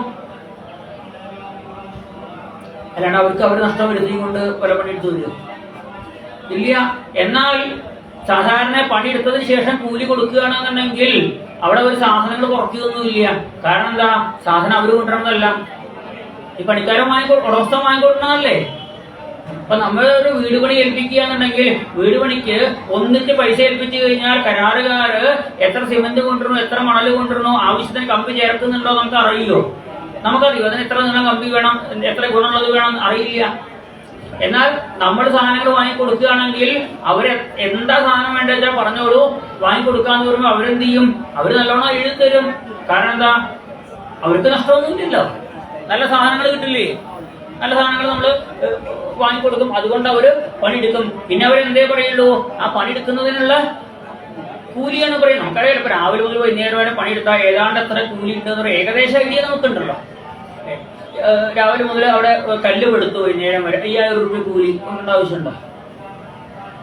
അതിന് ഓരോ നാട്ടിലും ഒരു 1500 വരെയൊക്കെ ഉണ്ടാവും ചിലപ്പോ. അതിൽ താഴെ ഉള്ളൂ 1200, 1500 ഒക്കെ ആണ് ഒരു ദിവസത്തെ കൂലിയായിട്ടുള്ളത്. നമുക്ക് കണക്കുണ്ടാവും. അങ്ങനെയല്ല, മുൻകൂട്ടി കാശ് പറഞ്ഞിട്ട് പണിയെടുക്കുക. ഇത് ഈ സ്കൂളുകളിൽ കാണാം അല്ലേ? മുൻകൂട്ടി കാശ് പറഞ്ഞിട്ട് നിങ്ങളുടെ കുട്ടിയെ ഇവിടെ പഠിപ്പിക്കണം എന്നുണ്ടെങ്കിൽ ആദ്യം ഇത്ര കാശ് വേണം, പിന്നെ മാസം മാസം ഇത്ര കാശ് വേണം, അഡ്വാൻസ് ആയിട്ട് കാശ് കൊടുക്കണം അത്ര. അപ്പൊ 1-ാം തീയതി കുട്ടിയെ പഠിപ്പിക്കാൻ കൊണ്ടുപോയി, എന്നാ 30-ാം തീയതി കഴിഞ്ഞിട്ട് കാശ് കൊടുത്താൽ മതിയോ? അതുപോലെ ആദ്യം ചെല്ലുമ്പോൾ തന്നെ കൊടുക്കണം അത്ര കാശ്, ആദ്യം കാശ് കൊടുക്കുക. അതൊരു നിയമമാണോ ശരിക്കും? പണിയെടുത്ത ശേഷം കൂലി എന്നല്ലേ കണക്ക്. നിങ്ങൾ ജോലിക്ക് ജോയിൻ ചെയ്യണം, അന്ന് ശമ്പളം, പിന്നെ 30 ദിവസം കഴിഞ്ഞിട്ട് ജോലി ചെയ്ത് കൊടുക്കുക. ആ ശമ്പളം വന്നിട്ടാണോ ജോലി ചെയ്ത് കഴിഞ്ഞ് പിന്നെ 2 ദിവസം കൂടി കഴിഞ്ഞ് ശമ്പളത്തിനല്ലേ? അപ്പൊ ജോലി ചെയ്തവർക്ക് ശമ്പളം കിട്ടണമെന്നില്ല എന്നാ കേൾക്കുന്നത് ചില ആൾക്കാരൊക്കെ. ജോലി ചെയ്തിട്ടുണ്ട് അവിടെ ശമ്പളം കിട്ടുന്നില്ല. അത്ര KSRTC-കാരൊക്കെ പറഞ്ഞിട്ടിരുന്നു കാശ് കിട്ടാൻ കുറെ ബാക്കി ഉണ്ടാകുന്നുണ്ട്. പല ജോലിക്കാരും ഉണ്ടാവും. ഇങ്ങനെയുള്ള സമയത്ത് നേരത്തെ അല്ലേ ഇത് എല്ലാ കാര്യങ്ങൾക്കും അതെ മുൻകൂട്ടി സമ്പാദ്യത്തെ കുറിച്ച് എനിക്ക് ഇത്ര കാശ് തരികയാണെങ്കിൽ ചെയ്തു തരാം എന്ന് പറഞ്ഞ് ചെയ്യുന്ന കർമ്മങ്ങള് ചെയ്യുന്നവരായി മാറും. ആ മഹാദേവനെ നിന്ദിച്ച ദക്ഷനെ അനുകൂലിക്കുന്നവര് എന്നാണ് ആ ശിവഭൂതഗണങ്ങള് ദക്ഷനെ അനുകൂലിച്ചവരെയൊക്കെ ശപിച്ചത്. ശിവന്റെ ആളുകളൊക്കെ പാഷണ്ഡന്മാരായിട്ട് പോട്ടെ എന്ന് പറഞ്ഞ അങ്ങടും ഇങ്ങടും ശാപ കോലാഹലമായി ഇത്രേ ആ സഭയിൽ തീരുമാനിക്കേണ്ട കാര്യങ്ങളൊന്നും അന്ന് തീരുമാനിക്കേണ്ടായിട്ടില്ല. പിന്നെയാണ് ദക്ഷൻ നോക്കുമ്പോ ഒരാളും യാഗം ചെയ്യുന്നത് കാണാനില്ല. കാരണം ശിവന് ഭാഗം കൊടുക്കാണ്ട് യാഗം ചെയ്യാൻ ആർക്കും മനസ്സില്ല. കാരണം മംഗളമാവണമെന്നുണ്ടെങ്കിൽ ആ തിങ്കൾ കലാധരൻ തന്നെ വരണം. ഏത് കാര്യം ചെയ്തു കഴിഞ്ഞാൽ അവസാനല്ലേ ശങ്കരായ ശങ്കരായ ശങ്കരായ മംഗളം ശങ്കരീ മനോഹരായ ശാശ്വതായ മംഗളം എന്ന് പറഞ്ഞ ആ ശങ്കരന്റെ പദത്തിലാണ് സമർപ്പിക്കുക. വിഹിതം അവിഹിതം സർവവേദൽ ക്ഷമസ്വ ശിവശിവ കരുണാധേ ശ്രീ മഹാദേവ ശംഭോ. വിഹിതവും അവിഹിതവുമായിട്ട് എന്തെങ്കിലുമൊക്കെ ഞാൻ ചെയ്തിട്ടുണ്ടെങ്കിൽ മഹാദേവ അവിടുന്ന് അദ്ദേഹം നേരേക്ക് തരണേ എന്ന് പറഞ്ഞുകൊണ്ടാണ്. അപ്പൊ ശിവനെ ആരാധിക്കാണ്ട് ഒരു യാഗം ചെയ്യാൻ പറ്റില്ല. അതുകൊണ്ട് ഒരു ആള് യാഗം ചെയ്യണില്ല. ദക്ഷൻ തീരുമാനിച്ചു ഞാനൊരു യാഗം ചെയ്യാമെന്ന് പറഞ്ഞ് ദക്ഷൻ യാഗത്തിന് ഒരുങ്ങി കൈലാസത്തിലേക്ക് മാത്രം വിവരം അറിയിച്ചില്ല. ബാക്കിയുള്ള ആ എല്ലാവരും പോണത് കണ്ടു ഉത്രേ. സതീദേവി കൈലാസത്തിൽ നിന്ന് തന്റെ സഹോദരിമാരൊക്കെ പോണത് കണ്ടപ്പോ അതെങ്ങടാ പോണത്? അപ്പൊ നീ അറിഞ്ഞില്ലേ അച്ഛന്റെ യാഗം നടത്തുകയല്ലേ? അപ്പൊ ചെറിയ മകളായിട്ടുള്ള നിന്നെ മാത്രം ക്ഷണിച്ചില്ലേ? നിന്നോടായിരുന്നു ഒരു അച്ഛന് വലിയ സ്നേഹം. എന്തേ നിന്നെ ക്ഷണിക്കാണ്ടിരുന്നത്? ഇപ്പൊ അച്ഛന്റെ അടുത്തേക്ക് പോകണമെന്നുണ്ടെങ്കിൽ ക്ഷണത്തിന്റെ ആവശ്യമുണ്ടോ? വേഗം ചെന്ന് മഹാദേവനോട് ചോദിച്ചു, പ്രജാപതേസ്തേ ശുചുരസ്യ സാമ്പ്രതം. ഹേ മഹാദേവ, അങ്ങയുടെ ഭാര്യയുടെ അച്ഛൻ യാഗം നടത്തുന്നുണ്ട്, നമുക്ക് പോണ്ടേ ചോദിച്ചു. മഹാദേവൻ ചോദിച്ചു, ക്ഷണിക്കാണ്ട് പോകാൻ പറ്റുമോ? ക്ഷണിക്കണം നിർബന്ധം ഉണ്ടോ ചോദിച്ചു. അച്ഛന്റെ ഭവനത്തിലേക്ക് പോവാൻ മക്കൾക്ക് ക്ഷണത്തിന്റെ ആവശ്യമില്ല, അച്ഛന്റെ തറവാട്ടിലേക്ക് പോവാൻ. അതുപോലെ അമ്മയുടെ വീട്ടിലേക്ക് പോവാൻ ക്ഷണിക്കേണ്ട ആവശ്യമില്ല. അതുപോലെ ഗുരുനാഥന്റെ ഭവനത്തിലേക്ക് പോവാൻ, അതുപോലെ സത്സംഗം നടക്കുന്ന സ്ഥലങ്ങളിലേക്ക് പോവാൻ. അപ്പൊ ഇവിടെ സപ്താഹം നടക്കുകയാണ്. അപ്പൊ വിവരം അറിഞ്ഞാൽ ആർക്കും വന്ന് സത്സംഗത്തില് പങ്കെടുക്കാം. അതെ, നിങ്ങളെ ഞാൻ വീട്ടിൽ വന്ന് നോട്ടീസ് ഒന്നും തന്നിട്ടില്ലല്ലോ, പിന്നെ ഇതെങ്കിലും വന്ന് പൊക്കോളൂ എന്ന് പറഞ്ഞ അദ്ദേഹം ആരെയും അടിപിടിയൊന്നുമില്ല. ആർക്ക് വേണമെങ്കിലും വന്ന് ആ സത്സംഗത്തിൽ പങ്കെടുക്കാം. അവിടേക്ക് ക്ഷണിക്കേണ്ട കാര്യമില്ല, അറിഞ്ഞു ചെല്ലാം. ചെന്നു കഴിഞ്ഞാൽ എന്ത് വേണം? ചെന്നു കഴിഞ്ഞാൽ അവിടെ നമ്മൾ പറയാണ്ട് തന്നെ അങ്ങോട്ട് ചോദിക്കുക, ഞാൻ എന്തെങ്കിലും ചെയ്തു തരേണ്ടതുണ്ടോ, എന്തെങ്കിലും സഹായം ചെയ്യേണ്ടതുണ്ടോ എന്ന് ചോദിച്ച് സൽക്കർമ്മങ്ങൾ നടക്കുന്നിടത്ത് ചെന്ന് അങ്ങോട്ട് ചോദിച്ച് സഹായങ്ങൾ ചെയ്തു കൊടുക്കുക. ഇപ്പൊ പൂ നന്നാക്കാനായിട്ടോ, എന്തെങ്കിലും പാത്രം കഴുകാനായിട്ടോ, അല്ലെങ്കിൽ ഭക്ഷണം വിളമ്പാനായിട്ടോ, എന്തിനു വേണമെങ്കിലും ഭക്ഷണം ഉണ്ടാക്കാൻ, കഷ്ണം നുറുക്കാനായിട്ടോ, എന്തിനായിട്ടാണെങ്കിലും നമ്മളെ കൊണ്ട് കഴിയുന്ന സഹായം, ഒന്നുമില്ലെങ്കിൽ സ്വസ്ഥമായിട്ട് ഇരുന്ന് ഭാഗവതം കേൾക്കുകയും ചെയ്യുക. സൽക്കർമ്മങ്ങൾ നടക്കുന്നതിലേക്ക് ക്ഷണിക്കേണ്ട കാര്യമില്ല. അതേ സൽക്കർമ്മമാണെങ്കിൽ ക്ഷണിക്കേണ്ട കാര്യമില്ല എന്ന് പറഞ്ഞു. ദക്ഷൻ ഇപ്പൊ നടത്തുന്നത് സൽക്കർമ്മം അല്ല എന്ന് പറഞ്ഞു ശിവൻ. ശിവനെ നിന്ദിക്കാൻ വേണ്ടിയിട്ടാണ് ദക്ഷൻ യാഗം നടത്തുന്നത്. അതുകൊണ്ട് സൽക്കർമ്മം എന്ന് പറയാൻ പറ്റില്ല, അതുകൊണ്ട് ഞാൻ പോണില്ല എന്ന് പറഞ്ഞു.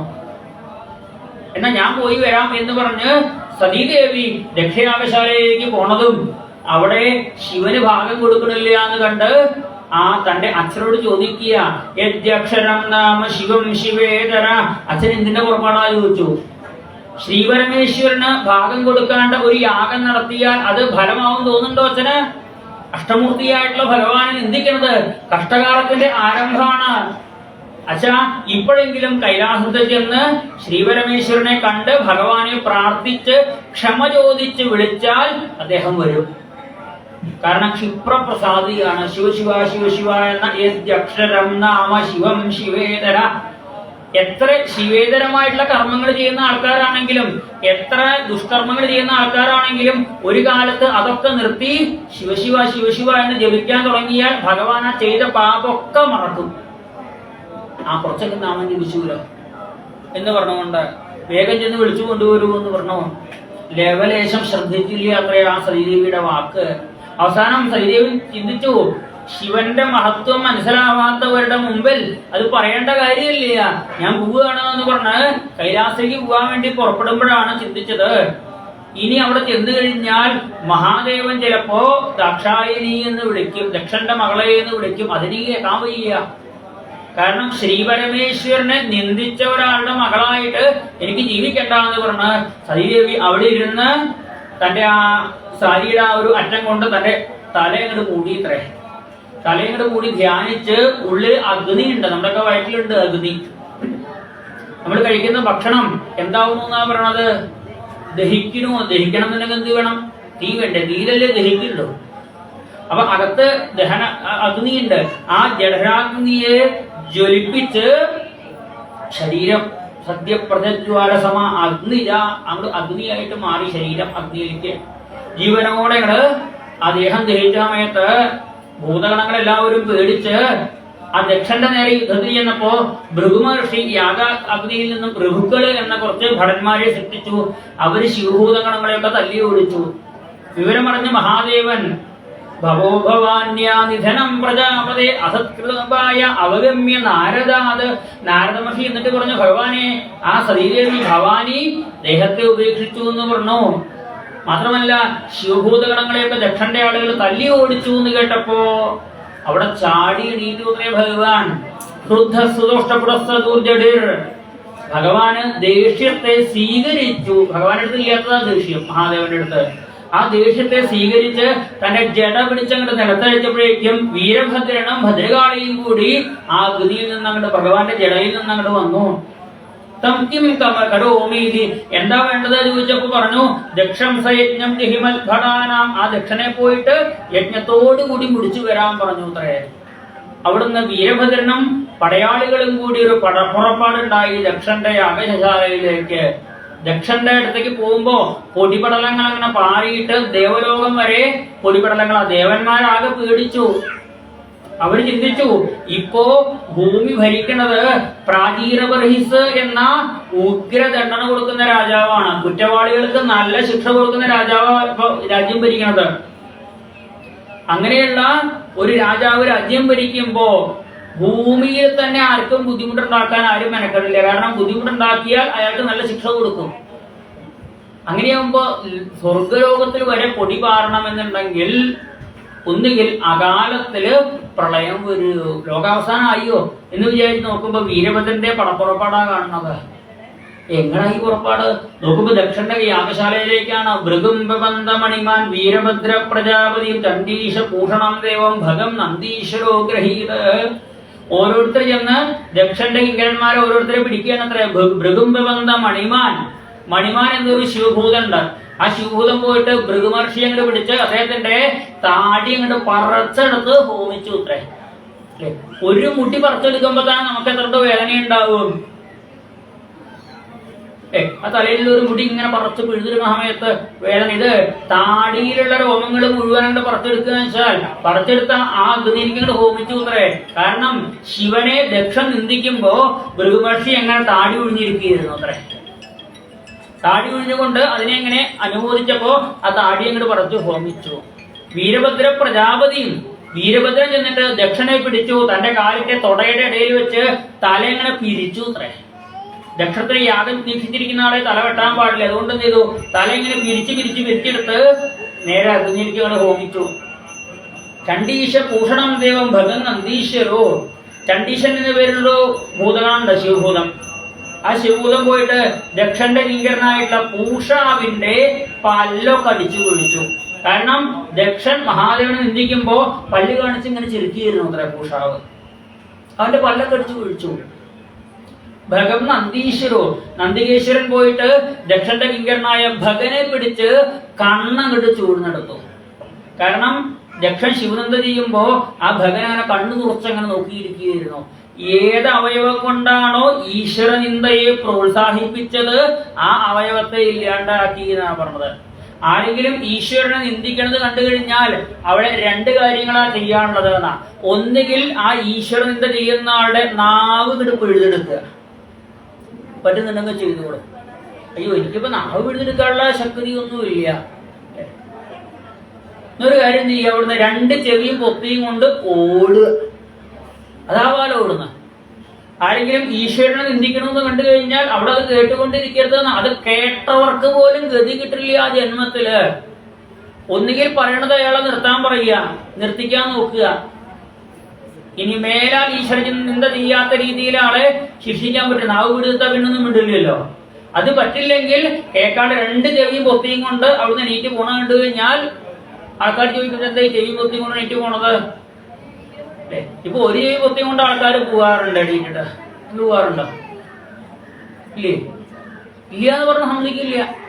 എവിടെയെങ്കിലും ഇരിക്കാൻ പറ്റും ഇങ്ങനെ ഒരു ചെവി കുത്തിക്കൊണ്ട് വന്നേ ഫോൺ വന്നിട്ടേ ഫോൺ വന്നു കഴിഞ്ഞാൽ ഒരു ചെവി ഇങ്ങനെ കുത്തിക്കൊണ്ടല്ലേ പോവുക. അപ്പൊ ആൾക്കാർക്ക് മനസ്സിലാവൂതേ ചെവി ഫോൺ വന്നിട്ടാ പോണെന്നാണ്. ഇത് രണ്ട് ചെവിയും കുത്തിക്കൊണ്ട് പോയാൽ മതി. ഈശ്വരനിന്ദ ചെയ്യുന്നിടത്ത് നിൽക്കാൻ പാടില്ല, അത് കേൾക്കാൻ പാടില്ല. അത് കേൾക്കുന്നത് പോലും കേൾക്കുന്നവർക്ക് പോലും ദോഷമാണ്. അപ്പോ മഹാദേവനെ നിന്ദിക്കുന്ന സമയത്ത് താടി ഉഴിഞ്ഞ ഭൃഗുമഹർഷിയുടെ താടി പിഴുത് ഹോമിച്ചു, കണ്ണുരുട്ടി നോക്കിയെന്ന ഭഗന്റെ കണ്ണ് പിഴുതെടുത്തു, പല്ല് കാണിച്ച് ചിരിച്ചുകൊണ്ടുവന്ന പൂഷാവിന്റെ പല്ല് അടിച്ചു കൊഴിച്ചു, ബുദ്ധി കൊണ്ട് വാക്കുകൊണ്ട് ഭഗവാൻ നിന്ദിച്ച ദക്ഷന്റെ തല പിഴുതെടുത്ത് ഹോമിക്കുകയും ചെയ്തു. യാഗം മുടങ്ങിയതോടുകൂടി ദേവന്മാർക്ക് ആകെ വിഷമായി. ഒരു കർമ്മം പകുതിയിൽ വെച്ച് മുടങ്ങിച്ചു കഴിഞ്ഞാൽ അത് ദോഷമാണ്. ദേവന്മാരെല്ലാവരും കൂടി ബ്രഹ്മാവിന്റെ അടുത്ത് പോയി ഒരു യാഗം മുടങ്ങിയിട്ടുണ്ട്, ആ യാഗത്തെ ഒന്ന് നേരാവണ്ണം ചെയ്യാൻ വേണ്ടത് ചെയ്യണം എന്ന് പറഞ്ഞപ്പോ ബ്രഹ്മാവ് ചോദിച്ചു, ഉത്തരേ മഹാദേവനെ ക്ഷണിക്കാത്ത യാഗത്തിന് നിങ്ങൾ എന്തിനാ പോയത് എന്ന് ചോദിച്ചു. ദക്ഷനാണ് കൂടുതൽ സമ്പാദ്യം ഉണ്ടാവും എന്ന് വിചാരിച്ച് പോയതാണോ? ഇപ്പൊ കിട്ടിയില്ല സമ്പാദ്യം എന്ന് ചോദിച്ചു. അംഗഭംഗങ്ങളല്ലേ വന്നത്. ഈശ്വരനിന്ദ ചെയ്യുന്ന മഹാദേവനെ നിന്ദിക്കുന്ന സ്ഥലങ്ങളിലേക്ക് പോയാൽ ഇതാണ് അനുഭവം. ഒരു കാര്യം ചെയ്യാം, കൈലാസയ്ക്ക് പോവാന്ന് പറഞ്ഞു.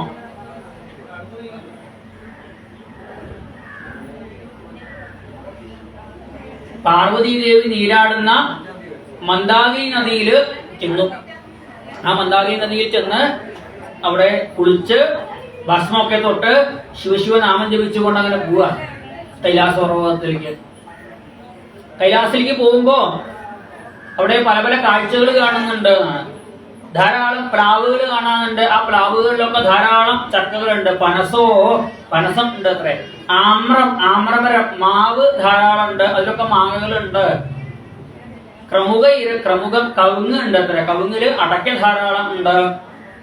നാളികേര ഇഷ്ട തെങ്ങ് ഉണ്ട്, അവിടെയൊക്കെ നാളികേരങ്ങളൊക്കെ ഉണ്ട് എന്ന് പറയാം.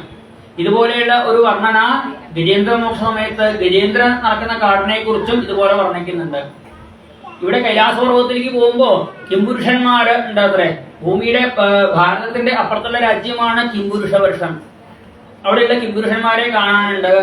നല്ല രക്തചന്ദനത്തിന്റെ വാസന ഗന്ധം വരുന്നുണ്ട് അത്രേ.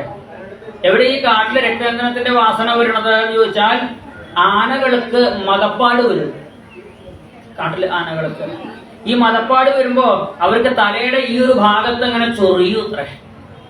പിടിയാനയുമായിട്ടുള്ള സമ്പർക്കം വേണമെന്ന് കൊമ്പനാനയ്ക്ക് തോന്നുന്ന സമയമാണ് അത്രേ ഈ മതപ്പാട് എന്ന് പറയുന്നത്. ആ സമയത്ത് അടുത്തൊരു പിടിയാനയെ കിട്ടിയിട്ടില്ലെങ്കിൽ മുമ്പിൽ കാണുന്നവരെ മുഴുവൻ ആക്രമിക്കുകയാണ് ചെയ്യുക. ആ സമയത്താണ് നാട്ടിലെ ആനകൾക്കൊക്കെ മതയിളകുക എന്ന് പറയുന്നത്. അല്ലെ, ഏതൊരു ജീവിക്കും വേണ്ടത് തന്നെയാണ് തന്റെ ആ ഒരു ശാരീരികമായിട്ട് എതിർഭാഗത്തുള്ള ജീവിയുമായിട്ടുള്ള ബന്ധം. ആനയ്ക്ക് ഈ ചങ്ങലയിൽ കെട്ടിയിട്ട് ആനയ്ക്ക് പിടിയാനയുടെ അടുത്ത് പോകാൻ പറ്റുമോ? അല്ലെങ്കിൽ അടുത്ത് പിടിയാന ഉണ്ടാവുമോ? കാട്ടിലാണെങ്കിൽ ഇതിന്റെ കുഴപ്പമില്ല. കാട്ടിൽ പിടിയാനയെ അന്വേഷിച്ച് പോണ സമയത്ത് ഈ കൊമ്പനാനകൾക്ക് ആ മതം പൊട്ടി ഒരുക്കിയ നെറ്റിയുടെ ഒരു ഭാഗത്താണത്രേ. അവിടെ ചൊറിയുമ്പോ രക്തചന്ദന മരങ്ങളിൽ പോയിട്ടാണത്രേ ചൊറിയ. ഈ മുറികളൊക്കെ ശരീരത്തിലെ മുറികൾ അല്ലെങ്കിൽ ചെറിയ ചെറിയ കുരുവൊക്കെ വന്നിട്ട് വിഷമുണ്ടാവുമ്പോ ഈ വൈദ്യന്മാര് പറയാറുണ്ട് രക്തചന്ദനം അരച്ചിടുക എന്നുള്ളത്. ഈ ആനയ്ക്ക് ഏത് വൈദ്യം പറഞ്ഞു കൊടുത്തതാണാവത്? കാട്ടിലെ ആനയ്ക്ക് ആന എന്ത് ചെയ്യും? അനവധി മരങ്ങളുണ്ടെങ്കിലും രക്തചന്ദന മരത്തിന്റെ മുകളിൽ പോയിട്ട് അങ്ങനെ ഉരയ്ക്കൂത്രേ.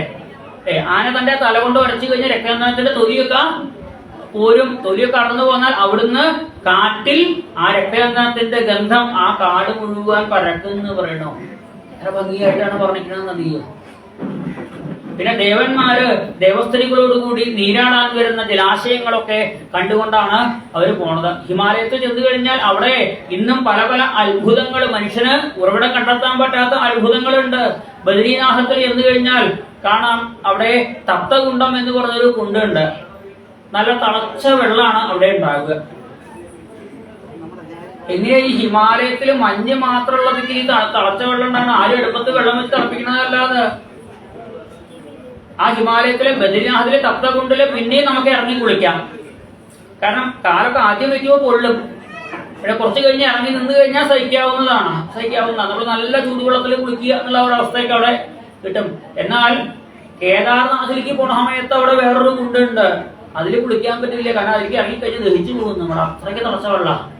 അവിടുന്ന് വെള്ളം വല്ല പാത്രം കൊണ്ടോ കോരി ഇങ്ങോട്ട് കുടിക്കാന്നേ ഉള്ളൂ.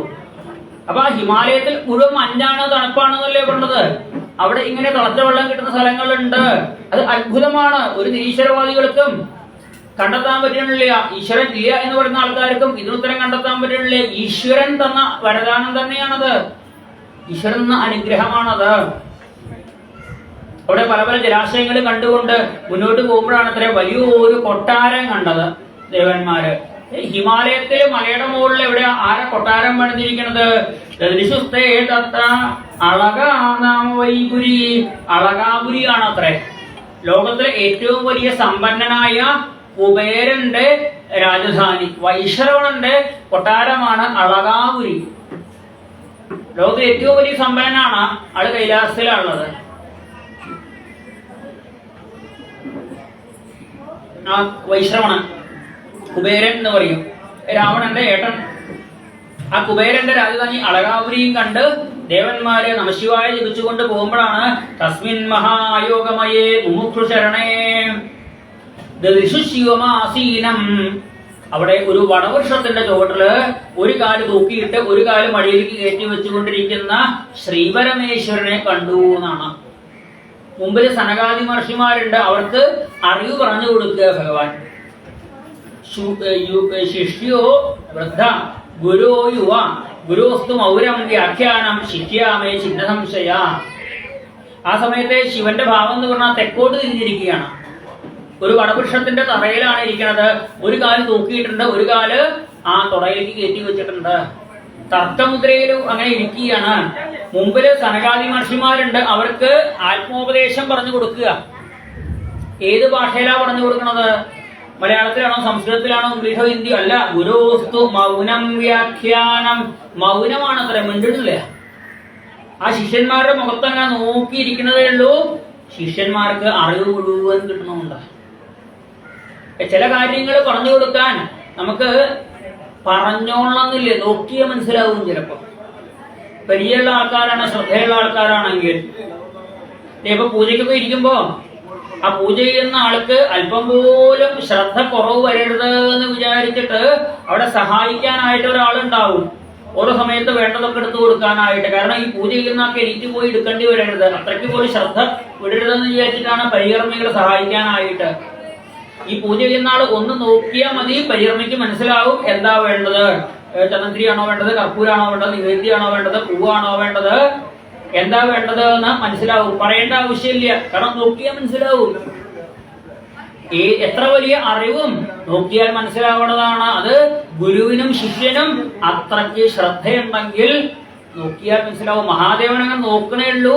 മഹാദേവന്റെ കണ്ണിൽ നോക്കിയിരിക്കുമ്പോഴേക്കും സനകാദികൾക്ക് അവരുടെ സംശയമൊക്കെ തീരുന്നുണ്ട്. പെട്ടെന്നാണ് ബ്രഹ്മാവും ദേവന്മാരും കയറി വരുന്നത് കണ്ടത്. മഹാദേവൻ എണീറ്റ് ബ്രഹ്മാവിനെ പോയി നമസ്കരിച്ചു. കാരണം മഹാദേവന്റെയും അച്ഛന്റെ സ്ഥാനമാണ് ആ ബ്രഹ്മാവിന്. കാരണം ബ്രഹ്മാവിന്റെ ആ പുരികമധ്യത്തിൽ നിന്ന് വന്ന ക്രോധത്തിൽ നിന്ന് വന്ന ആളാണ്, ബ്രഹ്മാവിന്റെ ഉള്ളിൽ നിന്ന് വന്ന ആള് തന്നെയാണ് ശിവൻ. നെറ്റിയിൽ നിന്നാണ് വന്നതെന്നേ ഉള്ളൂ. അപ്പോ ബ്രഹ്മാവിനെ മഹാദേവൻ പോയി നമസ്കരിച്ചു. സനകാദികളും പോയിട്ട് അച്ഛനായിട്ടുള്ള ബ്രഹ്മാവിനെ നമസ്കരിച്ചു. മറ്റു ദേവന്മാരെല്ലാവരും ശ്രീപരമേശ്വരനെ നമസ്കരിച്ചു. ബ്രഹ്മാവ് പറഞ്ഞു, ദക്ഷന്റെ യാഗം ഒന്ന് പൂർത്തിയാക്കണം. ഈ യാഗം ഇടയ്ക്ക് വെച്ച് മുടങ്ങിയാൽ അത് ദോഷമാണ്. ഒരു കർമ്മം അല്ലെ, അരി അടുപ്പത്തിട്ടിരിക്കുകയാണ്. അരി അടുപ്പത്തിട്ട് ഏതാണ്ട് പകുതിയായപ്പോ അത് ചോറ് വേണ്ട കേട്ടോ, ആദ്യമുള്ള ചോറ് കൊണ്ട് തന്നെ തികഞ്ഞു ചോറ്, എന്നാ അത് വാങ്ങി വെക്കുക എന്ന് പറഞ്ഞു പകുതി വെന്ത ചോറ് വാങ്ങി വെക്കാറുണ്ടോ? പകുതി വെന്ത ചോറുകൊണ്ട് വല്ല ഉപയോഗമുണ്ടോ? അതെന്തായാലും മുഴുവൻ വെന്തോട്ടെ, നമുക്ക് വൈകുന്നേരം ഉണ്ണാം എന്ന് പറഞ്ഞാൽ മുഴുവൻ വേവിക്കുന്നേ ചെയ്യുക അല്ലെ. ചോറ് തികഞ്ഞില്ല ചേച്ചിട്ട് രണ്ടാമത് അരിയിട്ടത്. പകുതി ആയപ്പോഴേക്കോ ആദ്യമുള്ള ചോറ് കൊണ്ട് തന്നെ തികഞ്ഞു എന്ന് വിചാരിച്ച് അത് മുഴുമിപ്പിക്കാണ്ടിരിക്കാറില്ല, പകുതി വെച്ച് വാങ്ങി വെക്കാറില്ല. അത് മുഴുവൻ വെന്തോട്ടെ എന്ന് പറയും. ഒരു കർമ്മവും പകുതി വെച്ച് മുടക്കിയാൽ അതുകൊണ്ട് ദോഷമാണ് വരിക. പകുതി എന്ന് വാങ്ങി വെച്ച് കഴിഞ്ഞാൽ ആ അരി അത് വെറുതെ കളയേണ്ടി വരും. അരിയായില്ല, അരിയിൽ വിടും ചെയ്ത് ചോറായിട്ടുമില്ല, ഒന്നിനും കൊള്ളില്ല. കർമ്മങ്ങൾ ഇടയ്ക്ക് വെച്ച് നിർത്താൻ പാടില്ല, അത് പൂർത്തിയാക്കണം. ശിവനോട് പറഞ്ഞു, ഇനി എവിടെ യാഗം നടന്നാലും ആ യാഗത്തിൽ ബാക്കിയുള്ളതൊക്കെ മഹാദേവനുള്ളതാ. യജ്ഞോച്ചിഷ്ടം രുദ്രഭാഗം എല്ലാം ബാക്കിയുള്ളതൊക്കെ മഹാദേവനുള്ളതാണ്. അപ്പൊ നമ്മൾ യാഗങ്ങളൊക്കെ നടത്തുമ്പോ അവിടെ ബാക്കി വരും, എണ്ണയോ നെയ്യോ സാധനങ്ങളോ എന്തെങ്കിലുമൊക്കെ ബാക്കി വന്നാൽ ഇതൊക്കെ ശിവക്ഷേത്രത്തിൽ കൊണ്ടുപോയി കൊടുക്കണം എന്നാണ് പറയുക. ശിവനുള്ളതാണ് അത്രേ ബാക്കി വന്നത്. ഒരു യാഗത്തിന് വേണ്ടിയൊക്കെ കുറെ എടുത്തു വെച്ച് കഴിഞ്ഞാൽ അത് ബാക്കി ഇപ്പൊ നമ്മള് വീട്ടിലൊരു പൂജ നടത്തുകയാണ്. വീട്ടിൽ പൂജ നടത്തുമ്പോൾ പൂജയ്ക്ക് വേണ്ടിയിട്ട് നമ്മൾ എണ്ണ വാങ്ങിയിട്ടുണ്ടാവും, തിരി വാങ്ങിയിട്ടുണ്ടാവും, അരിപ്പൊടിയോ മഞ്ഞപ്പൊടിയോ ചന്ദനത്തിലെ കർപ്പൂരം പലതും വാങ്ങിയിട്ടുണ്ടാവും. ഇത് പൂജ കഴിഞ്ഞ് ആ പൂജകൻ പോയ സമയത്താവും അതെ ഒരു 250 എണ്ണ ബാക്കിയുണ്ട് കേട്ടോ, 1 ലിറ്റർ വാങ്ങിയില്ല, ബാക്കിയുണ്ട് അവിടെ 250. കുറച്ച് കർപ്പൂരം ബാക്കിയുണ്ട്. എന്ത് ചെയ്യണം? അത് അടുത്തുള്ള ശിവക്ഷേത്രത്തിലേക്ക് കൊണ്ടുപോയി കൊടുക്കണം എന്നാ പറയുക. യജ്ഞോച്ചിഷ്ടം രുദ്രഭാഗം. യാഗത്തിലെ പൂജ പറഞ്ഞു കഴിഞ്ഞാൽ ഒരു യാഗത്തിന്റെ ഒരു ഭാഗമല്ലേ. ഇപ്പൊ നമുക്ക് യാഗം ചെയ്യാൻ പറ്റില്ല, അതുകൊണ്ട് അതിന്റെ ചെറിയ ഭാഗമായിട്ടുള്ള പൂജ ചെയ്യണമെന്നേ ഉള്ളൂ. ബാക്കി ശിവനുള്ളതാണ്. അന്ന് ദക്ഷയാഗത്തില് ബ്രഹ്മാവ് നിശ്ചയിച്ചതാണ്, അത് വേറെ ആൾക്ക് കൊടുക്കാൻ അവകാശമില്ല. മഹാദേവൻ വന്നു യജ്ഞശാലയിലേക്ക്. താടി പോയ ഭൃഗുമഹർഷിയോട് പറഞ്ഞു, താടി വേണം നിർബന്ധം ഉണ്ടോ എന്ന് ചോദിച്ചു. അപ്പൊ ചോദിച്ചു, മഹർഷി എന്നൊക്കെ പറയുമ്പോ അങ്ങനെ ക്ലീശയുമായിട്ട് പോയാൽ പറ്റൂ? അതേ മഹർഷിയാണോട്ടാ വരണത്. ആ താടിയൊക്കെ ക്ലീൻ ചെയ്തിട്ട് വരുന്നതാണ് മഹർഷിയോ? മഹർഷി എന്ന് പറയുമ്പോൾ ഒരു താടിയൊക്കെ വേണ്ടതെന്ന് ചോദിച്ചു. താടിയെ കണ്ടാലല്ലേ ഒരു മഹർഷി എന്നുള്ള ആ ഒരു ഭാവം മനസ്സിലാവുമല്ലോ. ഒരു കാര്യം ചെയ്യോ, ഒരു ആടിന്റെ താടി എടുത്ത് വെച്ചോളാൻ പറഞ്ഞു അത്രേ. ഒരു ആടിന്റെ താടി എടുത്ത് വെച്ചു കൊടുത്തു മൃഗമഹർഷിക്ക്. ഭഗൻ പറഞ്ഞു, എന്റെ കണ്ണാണോ പോയത്, എനിക്ക് കണ്ണ് കാണാൻ പറ്റണില്ല.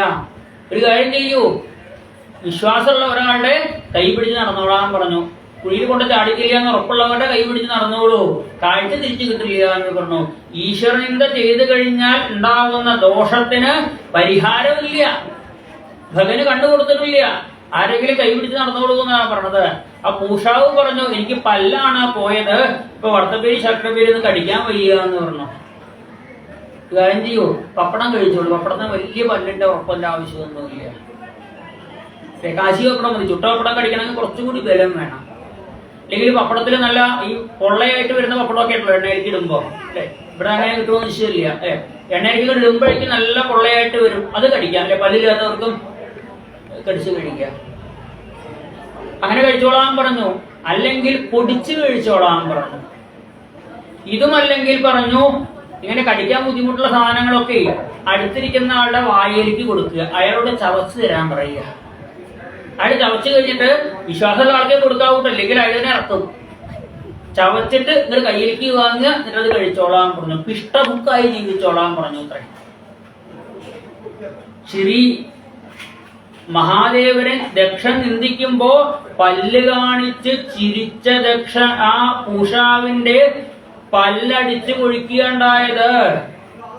നമ്മൾ എന്തെങ്കിലും കാണുമ്പോ മറ്റൊരാൾക്ക് എന്തെങ്കിലും വിഷമങ്ങൾ വരുമ്പോ അവിടെ ചിരിക്കാൻ നിന്നാൽ ഉണ്ടാവുക പല്ല് പോലാണ് ഉണ്ടാവുക എന്ന് പറയുക. ഇന്ന് ചിരിക്ക് പകരം വേറൊരു ദോഷമാണ് കാണുന്നത്. എന്താ? ആരെങ്കിലും ഒരാൾ വീഴുന്നുണ്ടെങ്കിൽ മൊബൈലിൽ വീഡിയോ ക്യാമറ എടുത്തുകൊണ്ട് നടക്കും. ആർക്കെങ്കിലും എന്തെങ്കിലും അപകടം പറ്റുന്നുണ്ടെങ്കിൽ അത് മൊബൈലിൽ എടുത്ത് നടക്കുക. അങ്ങനെ കണ്ട അവരുടെ മൊബൈൽ എടുത്ത് തല്ലി പൊട്ടിച്ചോളണം. മനസ്സിന്റെ ക്രൂരത. ഒരാളെ തല്ലുന്നുണ്ടെങ്കിൽ അതിനെ വീഡിയോ എടുക്കുക, എന്നാ പോയി ഒന്ന് പിടിച്ച് മാറ്റാൻ നോക്കുകയല്ല, ഇതിട്ട് വീഡിയോ എടുത്തുകൊണ്ട് പ്രചരിപ്പിക്കുക. ദുഷ്ടതയുടെ ആ ഒരു തീവ്രതയെ കാണിച്ചു തരുന്നത്. ഒരാളെ തല്ലണത് കണ്ട് വല്ല നല്ല കാര്യമാണെങ്കിൽ അതവിടെ പൂജ നടക്കുന്നുണ്ട്, ഹോമം നടക്കുന്നുണ്ട്, അതിന്റെ ഒരു ഫോട്ടോ എടുത്തിട്ട് ഗ്രൂപ്പുകളിലേക്ക് ഇട്ട് അതെവിടെ ഭവനത്തിൽ യുവപൂരിയുടെ ഭവനത്തിൽ ഇങ്ങനെ പൂജ നടക്കുന്നുണ്ട്, 7 ദിവസം ഉണ്ട്, 10 ദിവസം വന്നു തൊഴു എന്ന് പറഞ്ഞ ഗ്രൂപ്പിലിടാൻ തർക്കമില്ല.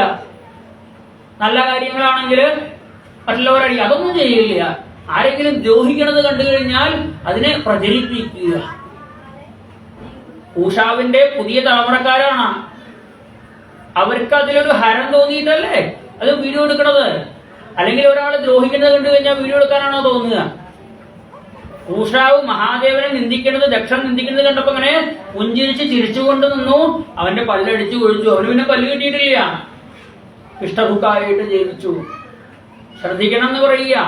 മറ്റൊരാളെ കളിയാക്കി ചീത്ത പറഞ്ഞത് കേട്ട് കഴിഞ്ഞാൽ അവിടെ അനുഭവിച്ച് നിൽക്കരുത്. പറ്റിയാണെങ്കിൽ തടയാൻ നോക്ക്, അല്ലെങ്കിൽ അവിടെ നിന്ന് എനിക്ക് പോയാൽ മതി. ദക്ഷനാണെങ്കിൽ തലേന്നിയെ പോയത്. വടക്കോട്ട് തല വെച്ച് കിടക്കണ ആരുടെയെങ്കിലും തല കൊണ്ടുവന്നോളാൻ പറഞ്ഞു അത്രേ. ദേവന്മാര് ചെന്ന് നോക്കിയപ്പോ ഒരു ആടാണ് വടക്കോട്ട് തല വെച്ച് കിടക്കണത്. ആടിന്റെ തല എടുത്ത് കൊണ്ടുവന്നു എന്നാണ്. അതുകൊണ്ടാണ് ഇപ്പൊ ആരും വടക്കോട്ട് തല വെച്ച് കിടക്കാറില്ല. അല്ലെ, ആർക്കും തലയില്ല എന്നോട് എടുത്തു കൊണ്ടുപോകും പേടിച്ചിട്ട്. അല്ലെ, വടക്കോട്ട് തല വെച്ച് കിടക്കാറില്ല. മരിച്ചാൽ പോലും വടക്കോട്ട് തല വെച്ച് കിടത്താറില്ല. തെക്കോട്ടോ കിഴക്കോട്ടോ ആയിട്ട് ഏറ്റവും ഉത്തമം കിഴക്കോട്ട് തന്നെയാണ്. വേണം കിഴക്കോട്ട്, വേണ്ട പടിഞ്ഞാട്ട്, അരുതേ വടക്കോട്ട്, തെക്കോട്ടും ആവാം, വേണമെങ്കിൽ തെക്കോട്ട് ആവാമേ ഉള്ളൂ, നിർബന്ധമില്ല. പടിഞ്ഞാട്ട് പാടില്ല. അതെന്തിനാന്ന് വെച്ച് കഴിഞ്ഞാൽ ഈ പടിഞ്ഞാട്ട് തല വെച്ച് കിടന്നു വിചാരിച്ചിട്ട് സൂര്യനോ പടിഞ്ഞാറ് ദിക്കിനോ പ്രയാസം ഉണ്ടായിട്ടൊന്നുമില്ല. ആ ഭൂമിയുടെ കറക്കം പടിഞ്ഞാറെന്ന് കിഴക്കോട്ടാണ്. അപ്പൊ ആ ഭൂമിയുടെ അച്ചുതണ്ട് ലേശം ചെരിഞ്ഞിട്ടാണ്. ഹെഡ് മാസ്റ്റർ മുറിയിൽ കണ്ടിട്ടില്ലയോ? ഭൂമി ഗ്ലോബിൽ കണ്ടിട്ടില്ലേ? ലേശം ചെരിഞ്ഞിട്ടാണ്. അത് പടിഞ്ഞാറിന്ന് കിഴക്കോട്ട് കറങ്ങുന്നതായിട്ടൊന്ന് കറക്കി നോക്കിയാൽ മനസ്സിലാവും നമ്മുടെ പടിഞ്ഞാട്ട് തല വെച്ചാൽ എന്താ ഉണ്ടാവുക എന്നുള്ളത്. അത് കറങ്ങുമ്പോൾ അതിൽ നമ്മൾ പടിഞ്ഞാട്ട് തല വെച്ച് കിടക്കുന്നതായിട്ട് സങ്കല്പിച്ചത് കറക്കി നോക്കിയാൽ മനസ്സിലാവും. നമുക്ക് തല ചുറ്റുക ചെയ്യാം. അപ്പൊ അത് വേണ്ട വിചാരിച്ചിട്ടാണ് ആ കിഴക്കോട്ട് തല വെച്ച്. ഈ തെക്കോട്ടും ആവാം, നിവൃത്തി ഇല്ലെങ്കിൽ തെക്കോട്ട് വെച്ചോളൂ. ഇല്ലെങ്കിൽ മരിച്ചു കഴിഞ്ഞാൽ എന്തായാലും തെക്കോട്ട് തല വെച്ച് കിടത്തും, ഉറപ്പാണ് മക്കളെ. അപ്പോഴെങ്കിലും അവർ ദിക്ക് നോക്കും. തെക്കുവടക്ക് തിരിയാത്ത മക്കളാവും. ജീവിതകാലം മുഴുവൻ തെക്കുവടക്ക് നടക്കുന്നവര് തിരിയാത്തവരാവും. അച്ഛനമ്മ മരിച്ചു കഴിഞ്ഞാൽ തെക്കേതാ എന്ന് പറഞ്ഞാൽ അന്വേഷിച്ച് കിടന്നോളും. ചിലപ്പോ മൊബൈലൊക്കെ ഉണ്ടാവും, ആ വടക്ക് നോക്കി യന്ത്രത്തെ ഏതാ തെക്കെന്നൊക്കെ നോക്കി എന്തിനാ അച്ഛന്റെ അമ്മയുടെ ശവം നോക്കിയാണ്. അതുവരെ നോക്കിയിട്ടുണ്ടാവില്ല. വടക്കോട്ട് നോക്കിയിട്ട് മഹാദേവനെ കാശി വിശ്വനാഥനെ ഒന്ന് തൊഴുക, കിഴക്കോട്ട് നോക്കി സൂര്യനെ തൊഴുക, വൈകുന്നേരം പടിഞ്ഞാട്ടിരുന്ന് നാമം ജപിക്കുക, അതൊന്നും ഉണ്ടായിട്ടുണ്ടാവില്ല. വടക്കോട്ട് തല വെച്ച് കിടക്കുന്ന ആടിന്റെ തല വെച്ച് കൊടുത്തു. ആ ദക്ഷന്റെ കഴുത്തിനോട് ആടിന്റെ തല ചേർത്ത് വെച്ചപ്പോ യോജിക്കണില്ല. ഈ ആടിന്റെ കഴുത്തും മനുഷ്യനെ കഴുത്തും തമ്മിൽ യോജിക്കണ്ടേ? അവസാനം കുറച്ച് തിരിച്ചു കൊണ്ടുവന്ന് നേരെ വിപരീതമാക്കി വെച്ചു അത്രേ. ആടിന്റെ തലയുടെ മുൻഭാഗം ദക്ഷന്റെ ശരീരത്തിന്റെ പിൻഭാഗത്തേക്ക് വെച്ചപ്പോ അവിടെ ഉറച്ചു എന്ന് പറയുക. നോക്കുക ആ ഒരു ഭാവം. ദക്ഷൻ ആ ആടിന്റെ തലയിട്ട് കണ്ണു തുറന്നാൽ കാണുന്നത് തന്റെ പിൻഭാഗം അല്ലെ. അവനവന്റെ പിൻഭാഗം ആർക്കെങ്കിലും കാണാൻ പറ്റാറുണ്ടോ? വേണമെങ്കിൽ ബാർബർ ഷോപ്പിലൊക്കെ ചെന്നിരുന്നാല് ഇതില് കണ്ണാടി ഉണ്ടെങ്കിൽ ചിലപ്പോ തലയുടെ പിൻഭാഗമൊക്കെ കാണായ തിരക്കണില്ല എന്നല്ലോ. ഇത് തല നേരെ അങ്ങോട്ട് തിരിഞ്ഞു. തല ഇങ്ങോട്ട് മാറിയപ്പോ ആടിന്റെ തല വെച്ചപ്പോ അഹങ്കാരം ഒക്കെ ഉള്ള തല ദഹിച്ചു പോയപ്പോ ദക്ഷന് ഭഗവാനെ വന്ദിക്കണം എന്ന് മോഹം തോന്നി. പക്ഷേ വായിൽ നിന്നും മേ മേ എന്നുള്ള ശബ്ദം മാത്രമേ വരുന്നുള്ളൂ. ആടിന്റെ തലയിൽ നിന്ന് വേറെ ഉള്ള ശബ്ദവും വരൂ. അപ്പൊ ദക്ഷൻ പ്രാർത്ഥിച്ചു, ഭഗവാനെ ഭൂയാനുഗ്രഹ ഭഗവാൻ കൃതോമേ, എനിക്ക് ഭഗവാനെ ആരാധിക്കാനായിട്ട് ഒരു ജന്മം വേണം എന്ന് പറഞ്ഞു. അപ്പോഴാണ് ഭാവിയില് പ്രതേജസ്സുകള് എന്ന പേരുള്ള ഒരു 10 ഭക്തന്മാരുണ്ടാവും. ആ പ്രതേജസ്സുകളുടെ മകനായിട്ട് ദക്ഷന് വീണ്ടും ജനിക്കാം എന്ന് അവിടെ മഹാദേവൻ പറയുന്നു. പിന്നെ യാഗം പൂർത്തിയാവണമെങ്കിൽ മഹാവിഷ്ണു വരണം. വിഷ്ണുവിനുള്ള ആ ഹവിസ് ഹോമിച്ചപ്പോ 8 കൈകളോടുകൂടി മഹാവിഷ്ണു പ്രത്യക്ഷപ്പെട്ടു ദക്ഷയാഗ ഭൂമിയില്.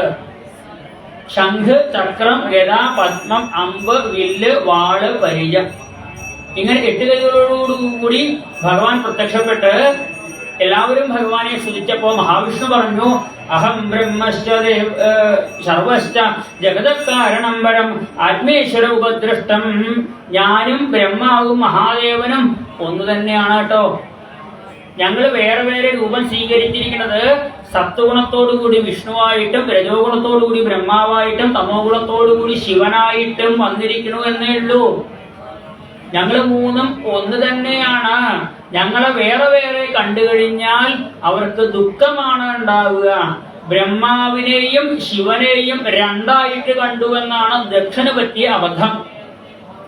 ബ്രഹ്മാവ് എണീറ്റിട്ടില്ല എന്നുണ്ടെങ്കിൽ ശിവനും എണീക്കേണ്ട കാര്യമില്ല. കാരണം രണ്ടുപേരും ത്രിമൂർത്തികളിൽപ്പെട്ട ആൾക്കാരാണ്. ദക്ഷൻ അതിനു പകരം ബ്രഹ്മാവിനെ തന്റെ അച്ഛനെന്നും ശിവനെ തന്റെ മകളുടെ ഭർത്താവ് എന്ന് പറഞ്ഞ് വില കുറച്ചു കണ്ടു. മകളുടെ ഭർത്താവായ ദക്ഷൻ ശിവൻ എണീറ്റില്ല എന്നാണ് ചിന്തിച്ചത്. മകളുടെ ഭർത്താവ് ഇപ്പൊ അടുത്ത കാലത്തേ ആയിട്ടുള്ളൂ. അതിനു മുമ്പ് തന്നെ ശിവനാരാണ്? ത്രിമൂർത്തികളിൽ പെട്ടയാളാണ്. ലോകത്തിന്റെ മുഴുവൻ പിതാവാണ്. ജഗത പിതരോ വന്ദേ പാർവതി പരമേശ്വരോ. ലോകത്തിന്റെ മുഴുവൻ പിതാവാണ് പരമേശ്വരൻ. ലോകത്തിന്റെ മുഴുവൻ സൃഷ്ടികർത്താവാണ് ബ്രഹ്മാവ്. ലോകത്തിന് മുഴുവൻ രക്ഷകനാണ് മഹാവിഷ്ണു. ഓങ്കാരമായ പൊരുൾ മൂന്നായി തിരിഞ്ഞുടനെ ആങ്കാരമാമതിനു താൻ തന്നെ സാക്ഷിയതു ബോധം വരുത്തുവതിനാളായി നിന്നു പരമ ആചാര്യരൂപ ഹരിനാരായണായ നമ. ഓങ്കാരമായ പൊരുളാണ് മൂന്നായി മാറിയിട്ടുള്ളത്. അപ്പൊ ബ്രഹ്മാവ് വിഷ്ണു ശിവനും ഒന്ന് തന്നെയാണ് എന്ന അദ്വൈത തത്വത്തെ മഹാവിഷ്ണു ബോധിപ്പിച്ചു. അപ്പൊ കഥ കേട്ടുകൊണ്ടിരിക്കുകയാണ് വിതുരര്. മൈത്രേയ മഹർഷിയാണ് കഥ പറഞ്ഞു കൊടുക്കണത്. വിതുരൻ ചോദിച്ചു, പൂഷാവിന് തൽക്കാലം പൊടിച്ചു കഴിച്ചാൽ മതി എന്ന് പറഞ്ഞു. ഭഗനോട് കണ്ടു കാണുന്ന ഒരാളുടെ കൈ പിടിച്ച് നടന്നോളാൻ പറഞ്ഞു. ഭൃഗുമഹർഷിക്ക് ആടിന്റെ ആണെങ്കിലും ഒരു താടി കിട്ടി. ദക്ഷന് ആടിന്റെ തല കിട്ടി. പിന്നീട് പ്രജാസികളുടെ മകനായിട്ട് ജനിക്കാമെന്ന അനുഗ്രഹവും കിട്ടി. ആ ശ്രീപരമേശ്വരന് സതീദേവിയെ കിട്ടിയോ ചോദിക്കുക. ഭഗവാൻ തന്റെ ഭാര്യയെ തിരിച്ചു കിട്ടിയോ ചോദിക്കുമ്പോ പറയണു, ആ സതീദേവി വല്ലാണ്ട് ദഹിച്ചില്ലേ, ജീവനോട് കൂടി ദഹിക്കുകയല്ലേ ചെയ്തത്, ചൂടാവുകയല്ലേ ചെയ്തത്. ആ ചൂടായ സതീദേവിയുടെ ആത്മാവിനെ ശ്രീപരമേശ്വരൻ എടുത്തുകൊണ്ടുപോയി ഒന്ന് തണുപ്പിക്കാൻ കൊണ്ടുവച്ചു അത്രേ. എവിടെയാ തണുപ്പിക്കാൻ? എവിടെയാ കൊണ്ടുവയ്ക്കുക? ഫ്രിഡ്ജിലല്ലേ കൊണ്ടുവയ്ക്കുക? ഫ്രിഡ്ജിൽ കൊണ്ടുവച്ചു അത്രേ. ഒരു ജീവനെ എങ്ങനെയാ ഫ്രിഡ്ജിൽ കൊണ്ടുവയ്ക്കുക? ലോകത്തിലെ ഏറ്റവും വലിയ ഫ്രിഡ്ജാണ് ഹിമാലയം. അല്ലേ? നമ്മുടെ ഫ്രിഡ്ജിന് കറണ്ട് പോയാൽ അതിന്റെ ഗുണമൊന്നുമില്ല. പിന്നെ രണ്ടു ദിവസം കറണ്ട് ഇല്ലാണ്ടിരുന്ന ഫ്രിഡ്ജിൽ വെച്ചിട്ട് വല്ല കാര്യമുണ്ടോ? ഒരിക്കലും കറണ്ട് പോവാത്ത ഫ്രിഡ്ജാണ് ഹിമാലയ പർവ്വതം. അവിടെ ഇന്നും മഞ്ഞാണ്. 12 മാസത്തോളം മഞ്ഞാണ്. അതിൽ 6 മാസം മാത്രമേ മനുഷ്യർക്ക് തന്നെ പോകാൻ പറ്റുള്ളൂ. ബാക്കി 6 മാസം മനുഷ്യർക്ക് പോകാൻ പറ്റില്ല. അവിടെ ബദ്രീനാഥൻ, കേദാർനാഥ് തുടങ്ങിയിട്ടുള്ള ആ ചതുർധാമങ്ങളിലൊക്കെ 6 മാസം, മെയ് മാസം മുതൽ ഒക്ടോബർ വരെ പോകാൻ പറ്റുള്ളൂ. നവംബർ, ഡിസംബർ, ജനുവരി, ഫെബ്രുവരി, മാർച്ച്, ഏപ്രിൽ, മെയ് തുടങ്ങിയ ആ മെയ് മാസത്തില് അക്ഷയ തൃതീയയ്ക്ക് നട തുറന്നു കഴിഞ്ഞാൽ, ഒക്ടോബറിലെ ദീപാവലി കഴിഞ്ഞാൽ പിന്നെ അവിടുന്ന് മനുഷ്യരൊക്കെ തിരിച്ചു പോരും. കാരണം മനുഷ്യർക്ക് പോലും നിൽക്കാൻ പറ്റാത്ത അത്രയും മഞ്ഞ് വന്ന് വീഴും. ഏത് കാലത്തും തണുപ്പാണ്. ആ ഹിമാലയത്തിൽ കൊണ്ടുവച്ചു സതീദേവിയുടെ ജീവനെ. ആ ജീവൻ അവിടെ ഇരുന്ന് തണുത്ത് ഹിമവാന്റെ പുത്രിയായിട്ട്, ഹൈമവതിയായിട്ട്, പർവ്വതപുത്രിയായ പാർവതിയായിട്ട് മാറി. പിന്നെ ഒന്ന് ചൂടാവണം ഉപയോഗിക്കണം എന്നുണ്ടെങ്കിൽ ആ തണുത്ത ജീവനായിട്ടുള്ള പാർവതി ദേവിയെ നാരദ മഹർഷി ചെന്ന് പാർവതി ദേവിയുടെ പുനർജന്മ കഥ, സതീദേവിയായിരുന്നു എന്നും ദക്ഷയാഗത്തിൽ ദഹിച്ചു പോയിട്ടാണ് ഇപ്പൊ പാർവതിയായിട്ട് ജനിച്ചത്. ആ മഹാദേവനെ തപസ് ചെയ്ത് വേണം നേടിയെടുക്കാൻ എന്ന് പറഞ്ഞ പർവ്വതപുത്രിയായ പാർവതി ഭഗവാനെ, മഹാദേവനെ തപസ് ചെയ്ത് വീണ്ടും മഹാദേവന്റെ ഭാര്യയായിട്ട് മാറി. സുബ്രഹ്മണ്യൻ, ഗണപതി, ശാസ്താവ് തുടങ്ങിയ മക്കളോടുകൂടി ലോകത്തിന്റെ മുഴുവൻ മാതൃകാ കുടുംബമായിട്ട് പാർവതി ദേവിയും പരമേശ്വരനും കൈലാസത്തിൽ വാഴുന്നു. ഇതം പവിത്രം പരമേശ ചേഷ്ടിതം. ഈ പരമേശ്വരന്റെ ചേഷ്ടകള് നിത്യേന രാവിലെ കേൾക്കുന്ന ആളുകൾക്ക് ശ്രോത്യലം കൗരവ ഭക്തിഭാവത, ഭഗവാനിൽ അചഞ്ചലമായ ഭക്തി ഉണ്ടാവും എന്ന് പറഞ്ഞുകൊണ്ടാണ് ദക്ഷയാഗം കഥയോടെ സമർപ്പിക്കുന്നത്. ഈ ദക്ഷയാഗം കഥയിലൂടെ ഈശ്വരനെ വന്ദിക്കണം എന്നാണ് കാണിച്ചു തരുന്നത്.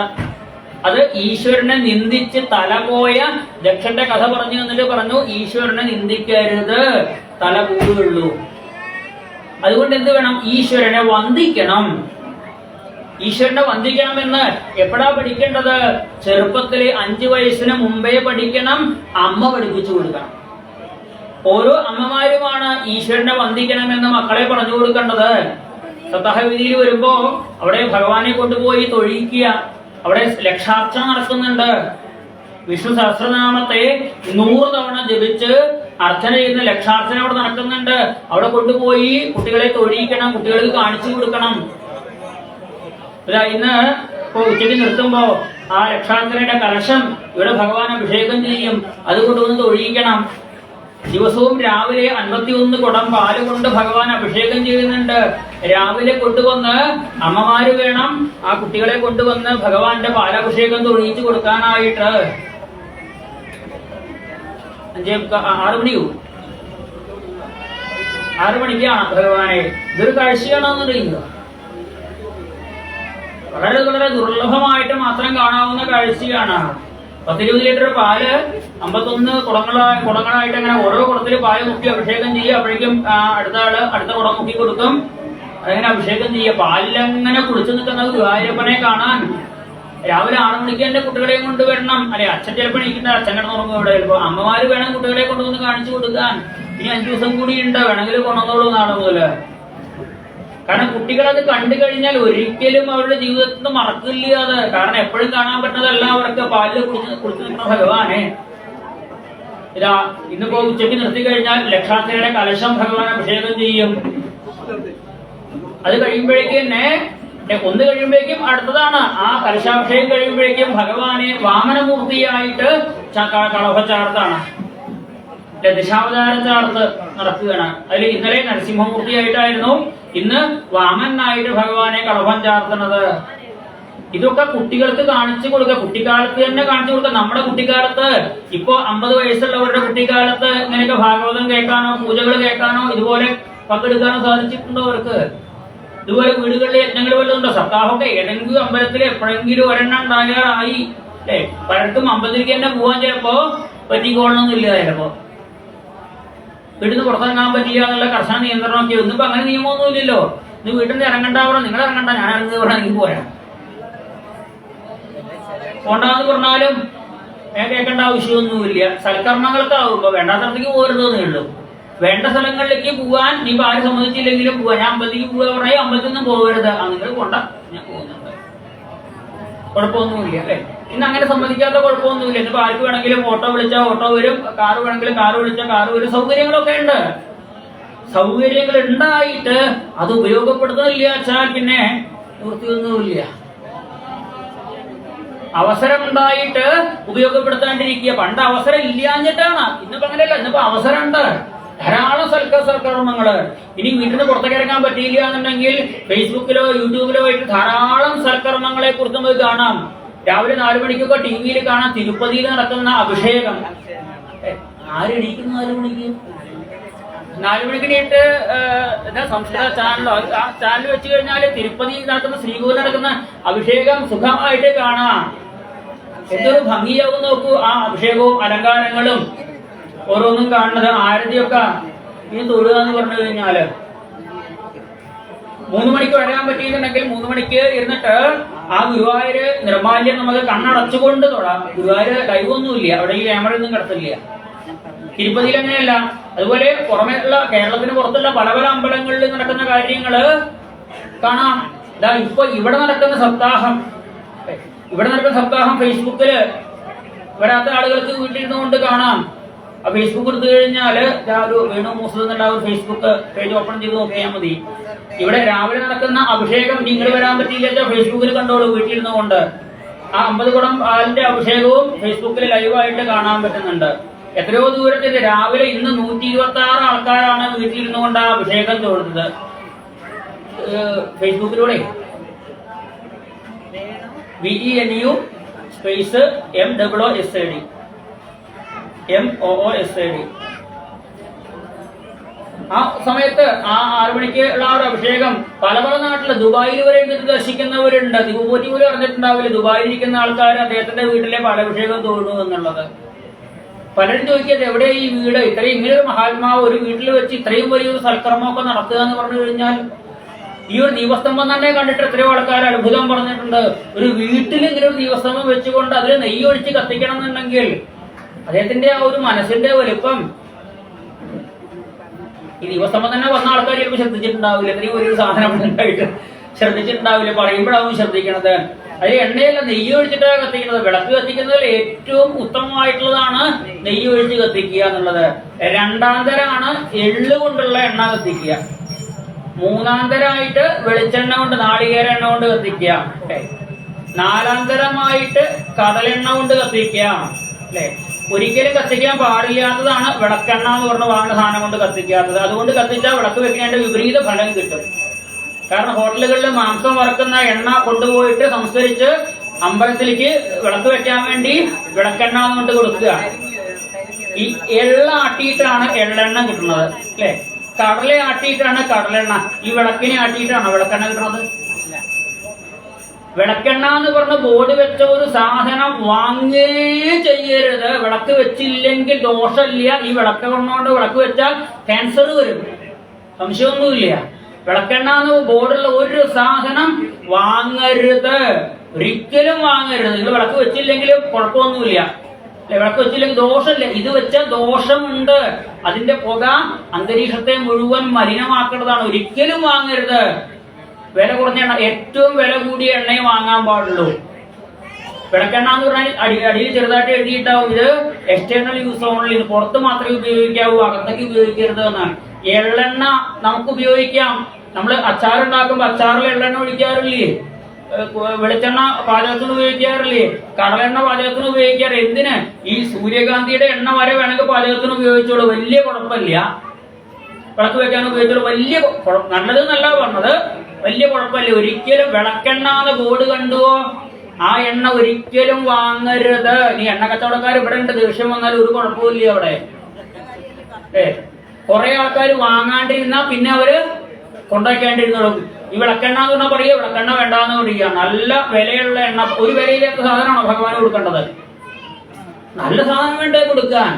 എവിടെ നെയ്യ് ഒഴിച്ചിട്ടാണ് വിളക്കൊക്കെ ആ കത്തിക്കുന്നത്, ഏറ്റവും ഉത്തമമായിട്ടുള്ളത്. ഇപ്പൊ എല്ലാവർക്കും നമുക്ക് നെയ്യ് ഒഴിച്ച് കത്തിക്കാൻ എന്നും പറ്റിക്കൊള്ളണമെന്നില്ല. എള്ളെണ്ണയോ കടലെണ്ണയോ വരെ ആവാം. തീർത്തില്ലെങ്കിൽ വെളിച്ചെണ്ണ കൊണ്ട് ആയിക്കോളും. അതൊന്നും ഒരിക്കലും ചെയ്യരുത്. കാരണം നല്ലതിനെ പറഞ്ഞു കൊടുക്കാൻ അമ്മമാര് വേണം, കാണിച്ചു കൊടുക്കാനും പറഞ്ഞു കൊടുക്കാനും. നല്ല കാര്യത്തെ പറഞ്ഞു കൊടുത്ത ഒരു അമ്മയുടെയും അത് കേട്ട് നന്നായ ഒരു മകന്റെയും കഥയാണ് ഭാഗവതത്തിലെ ധ്രുവചരിത്രം എന്ന് പറയുന്നത്. സ്വയംഭുമനുവിന്റെ 2 ആൺമക്കളിൽ രണ്ടാമത്തെ ആളാണ് ഉത്താനപാദൻ. ഉത്താനപാദന് 2 ഭാര്യമാര്, സുനീതി, സുരുചി. സുനീതി നല്ല നീതിബോധമുള്ളവളായിരുന്നു, നല്ല സദ്ഗുണങ്ങളുള്ളവളായിരുന്നു. സുനീതിക്ക് ഉള്ള മകനാണ് ധ്രുവൻ. സുരുചി സൗന്ദര്യം ഉണ്ടായിരുന്നു, സ്വഭാവശുദ്ധി അത്ര ഉണ്ടായിരുന്നില്ല. സുരുചിയുടെ സൗന്ദര്യം കണ്ട് രാജാവ് ആ സുരുചിയുടെ വാക്കുകൾ മുഴുവൻ അനുസരിക്കാൻ തുടങ്ങി. കാരണം സൗന്ദര്യം കൊണ്ട് രാജാവിനെ വശീകരിച്ച് സുരുചി പറഞ്ഞു, ആ സുരുചി ഒന്ന് വേറെ വീട്ടിലേക്ക് മാറ്റി താമസിപ്പിക്കൂ. നമ്മളുടെ ഇവിടെ ഈ കൊട്ടാരത്തിലുള്ള ആ ഒരു ഫ്രീഡത്തിന് ആ ഒരു സുനീതി തടസ്സമാണ് എന്ന് പറഞ്ഞു. വേഗം മറ്റൊരു വീട്ടിലേക്ക് മാറ്റി താമസിപ്പിച്ചു അത്രേ. കൊട്ടാരത്തിന് എന്തെങ്കിലും ഭക്ഷണത്തിന് വകകൾ കൊടുത്തേച്ചാൽ മതിയല്ലോ എന്ന് പറഞ്ഞു അത്രേ. സുനീതിയെ കൊട്ടാരത്തിന് മാറ്റി താമസിപ്പിച്ചു. സുനീതിയുടെ മകനായിട്ടുള്ള ധ്രുവനും കൊട്ടാരത്തിലേക്ക് പ്രവേശനം ഉണ്ടായിരുന്നില്ല. പുറമെ ഒരു ഭവനത്തിൽ താമസിക്കുക, കൊട്ടാരത്തിന് കൊടുത്തേക്കുന്ന ഭക്ഷണ കാര്യങ്ങളൊക്കെ കിട്ടുമെന്നല്ലാണ്ട് രാജാവിന്റെ സ്നേഹമോ കൊട്ടാരത്തിലെ സുഖസൗകര്യങ്ങളോ ഒന്നും കിട്ടണില്ല. സുരുചിയുടെ മകൻ ഉത്തമൻ കൊട്ടാരത്തിലെ സൗകര്യങ്ങളൊക്കെ അനുഭവിച്ചുകൊണ്ട് വളരണോ. പക്ഷേ സുനീതിക്ക് നല്ല സ്വഭാവം ഉണ്ടല്ലോ. സുനീതി തന്റെ മകനായ ധ്രുവന് പഠിപ്പിച്ചു കൊടുത്തു, ധ്രുവ, നമുക്ക് സുഖം തരുന്നത് ഈശ്വരനാണ്. ഈശ്വര ആരാധന കൊണ്ട് നമുക്ക് ഇപ്പൊ കഷ്ടപ്പാടുണ്ടെങ്കിലും കഷ്ടപ്പാടൊക്കെ മാറി നല്ല ഒരു ജീവിതം ഈശ്വരൻ തരും. അതുകൊണ്ട് ഈശ്വരനെ പ്രാർത്ഥിച്ചോളൂ എന്ന് പറഞ്ഞ് നല്ലോണം ഈശ്വരാരാധന പഠിപ്പിച്ചു അത്രേ. കുട്ടികൾ കളിക്കുമ്പോ ധ്രുവനും ഉത്തമനും മറ്റു കുട്ടികളെല്ലാവരും കൂടി കളിക്കുമ്പോ ഒരിക്കൽ ഉത്തമൻ ഓടിച്ചെന്ന് അച്ഛന്റെ മടിയിൽ കയറിയിരിക്കുമ്പോ ധ്രുവനും പിന്നാലെ ഓടിച്ചെന്നു. ആ രാജാവിന്റെ അടുത്ത് ഇങ്ങനെ എത്താൻ തുടങ്ങിയപ്പോഴേക്കും സുരുചി ഇവിടെ തടഞ്ഞു. അന്യ സ്ത്രീ ഗർഭസംപ്രദം, വേറെ സ്ത്രീ പെണ്ണിന്റെ ഗർഭത്തിൽ ജനിച്ച നിനക്ക് ഇവിടെ ഇരിക്കാൻ പറ്റില്ല. വേണമെങ്കിൽ പോയി തപസ് ചെയ്ത് വേഗം പോയിട്ട് മരിക്കുക. തപസ് ചെയ്ത് ഭഗവാൻ പ്രത്യക്ഷപ്പെടുമ്പോ ഭഗവാനോട് പറയുക, എനിക്ക് മരിച്ചിട്ട് സുരുചിയുടെ മകനായിട്ട് ജനിക്കണം. എന്തിനാ? രാജാവിന്റെ മടിയിൽ കയറിയിരിക്കാൻ ഒക്കോളൂ എന്ന് പറഞ്ഞു അത്രേ. വിഷമിച്ച മനസ്സോടുകൂടി വന്നു. ധ്രുവന്റെ വിഷമം കണ്ട് കാര്യം മനസ്സിലാക്കിയ സുനീതി പറഞ്ഞു, സത്യം സുരുച്യാഭിഹിതം ഭവാൻ മേ ദുർഭഗായ ഉദരേ ഗൃഹീത. ധ്രുവ, ചെറിയമ്മ പറഞ്ഞതിൽ തെറ്റൊന്നുമില്ല കേട്ടോ. ഭാഗ്യമില്ലാത്ത എന്റെ മകനായി ജനിക്കൊണ്ടാണ് നിനക്ക് ഈ ദുരിതമൊക്കെ വന്നത്. സുരുചിയുടെ മകനായിട്ട് ജനിച്ചിരുന്നു ചിലപ്പോ ഉത്തമനെ പോലെ കൊട്ടാരത്തിൽ ജീവിക്കായിരുന്നില്ലേ, അച്ഛന്റെ മടിയിൽ കയറിയിരിക്കായിരുന്നില്ലേ. പേടിക്കണ്ട എന്ന് പറഞ്ഞു. ആരെങ്കിലും നമ്മളോട് ദോഷമായ കാര്യങ്ങൾ പറഞ്ഞിട്ടുണ്ടെങ്കിൽ, ആരെങ്കിലും നമ്മളെ വിഷമിപ്പിക്കുന്ന വാക്കുകൾ പറഞ്ഞിട്ടുണ്ടെങ്കിൽ അത് നമ്മുടെ പോരായ്മ കൊണ്ടാണെന്ന് മനസ്സിലായിക്കോളൂ, നമ്മുടെ തെറ്റുകൊണ്ടാണ്. ഒരിക്കലും ആ പറഞ്ഞവരോട് ദേഷ്യം തോന്നരുത് എന്ന് പറഞ്ഞു. ആരെങ്കിലും നല്ലത് പറഞ്ഞിട്ടുണ്ടെങ്കിൽ ആ നല്ലതിനെ മാത്രം സ്വീകരിച്ചാൽ മതി. ആ ചെറിയമ്മ എന്താ പറഞ്ഞത്? പോയി തപസ് ചെയ്യൂ എന്നല്ലേ പറഞ്ഞത്? അതല്ലേ വേണ്ടത് ചോദിച്ചു. ഈശ്വരനെ തപസ് ചെയ്യൂ എന്ന് പറഞ്ഞ ആ നല്ലതിനെ മാത്രം സ്വീകരിച്ചോളൂ. പോയിട്ട് മരിച്ച് സുരുചിയുടെ ഗർഭത്തിൽ വന്ന് ജനിച്ചോളൂ എന്ന് പറഞ്ഞില്ലേ? അതിനൊന്നും ശ്രദ്ധിക്കണ്ട. കാരണം എന്താ? ജനനം മരണം ഇതൊക്കെ ആരുടെ കയ്യിലാ? ഈശ്വരന്റെ കയ്യിലാണ്. അപ്പൊ ഈശ്വരന്റെ നിയന്ത്രണത്തിലുള്ള ജനമരണാധികാരികളിലേക്കൊന്നും ശ്രദ്ധ വേണ്ട. ഭഗവാനെ ആരാധിക്കാൻ പറഞ്ഞില്ലേ, അത് ചെയ്തോളൂ എന്ന് പറഞ്ഞു. ധ്രുവൻ കാട്ടിലേക്ക് പോയി തപസ് ചെയ്യാനായിട്ട് നാരദ മഹർഷി ചെന്നിട്ട് ഓം നമോ ഭഗവതേ വാസുദേവായ എന്ന ദ്വാദശാക്ഷരി മന്ത്രം ഉപദേശിച്ചു കൊടുത്തു. ഭഗവാന്റെ രൂപം വർണ്ണിച്ചു കൊടുത്തു. മധുവനം എന്ന വനത്തിൽ പോയിട്ട് തപസ് ചെയ്തോളാനായിട്ട് പറഞ്ഞു. പോയി തപസ് ചെയ്തു ധ്രുവൻ. 6 മാസം കൊണ്ട് ഭഗവാൻ മുമ്പിൽ പ്രത്യക്ഷപ്പെട്ടു.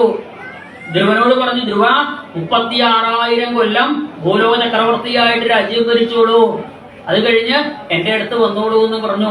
ധ്രുവൻ തിരിച്ചു വരുമ്പോഴേക്കും നാരദ മഹർഷി ഉത്താനപാദന്റെ അടുത്ത് എന്നിട്ട് പറഞ്ഞിട്ടുണ്ട്, അങ്ങയുടെ മകൻ 6 മാസം കൊണ്ട് തപസ് കഴിഞ്ഞ് ഭഗവാന്റെ അനുഗ്രഹം വാങ്ങി വരുമെന്ന്. ഇത് കേട്ടപ്പോഴേക്കും സുരുചിക്ക് പേടിയായി.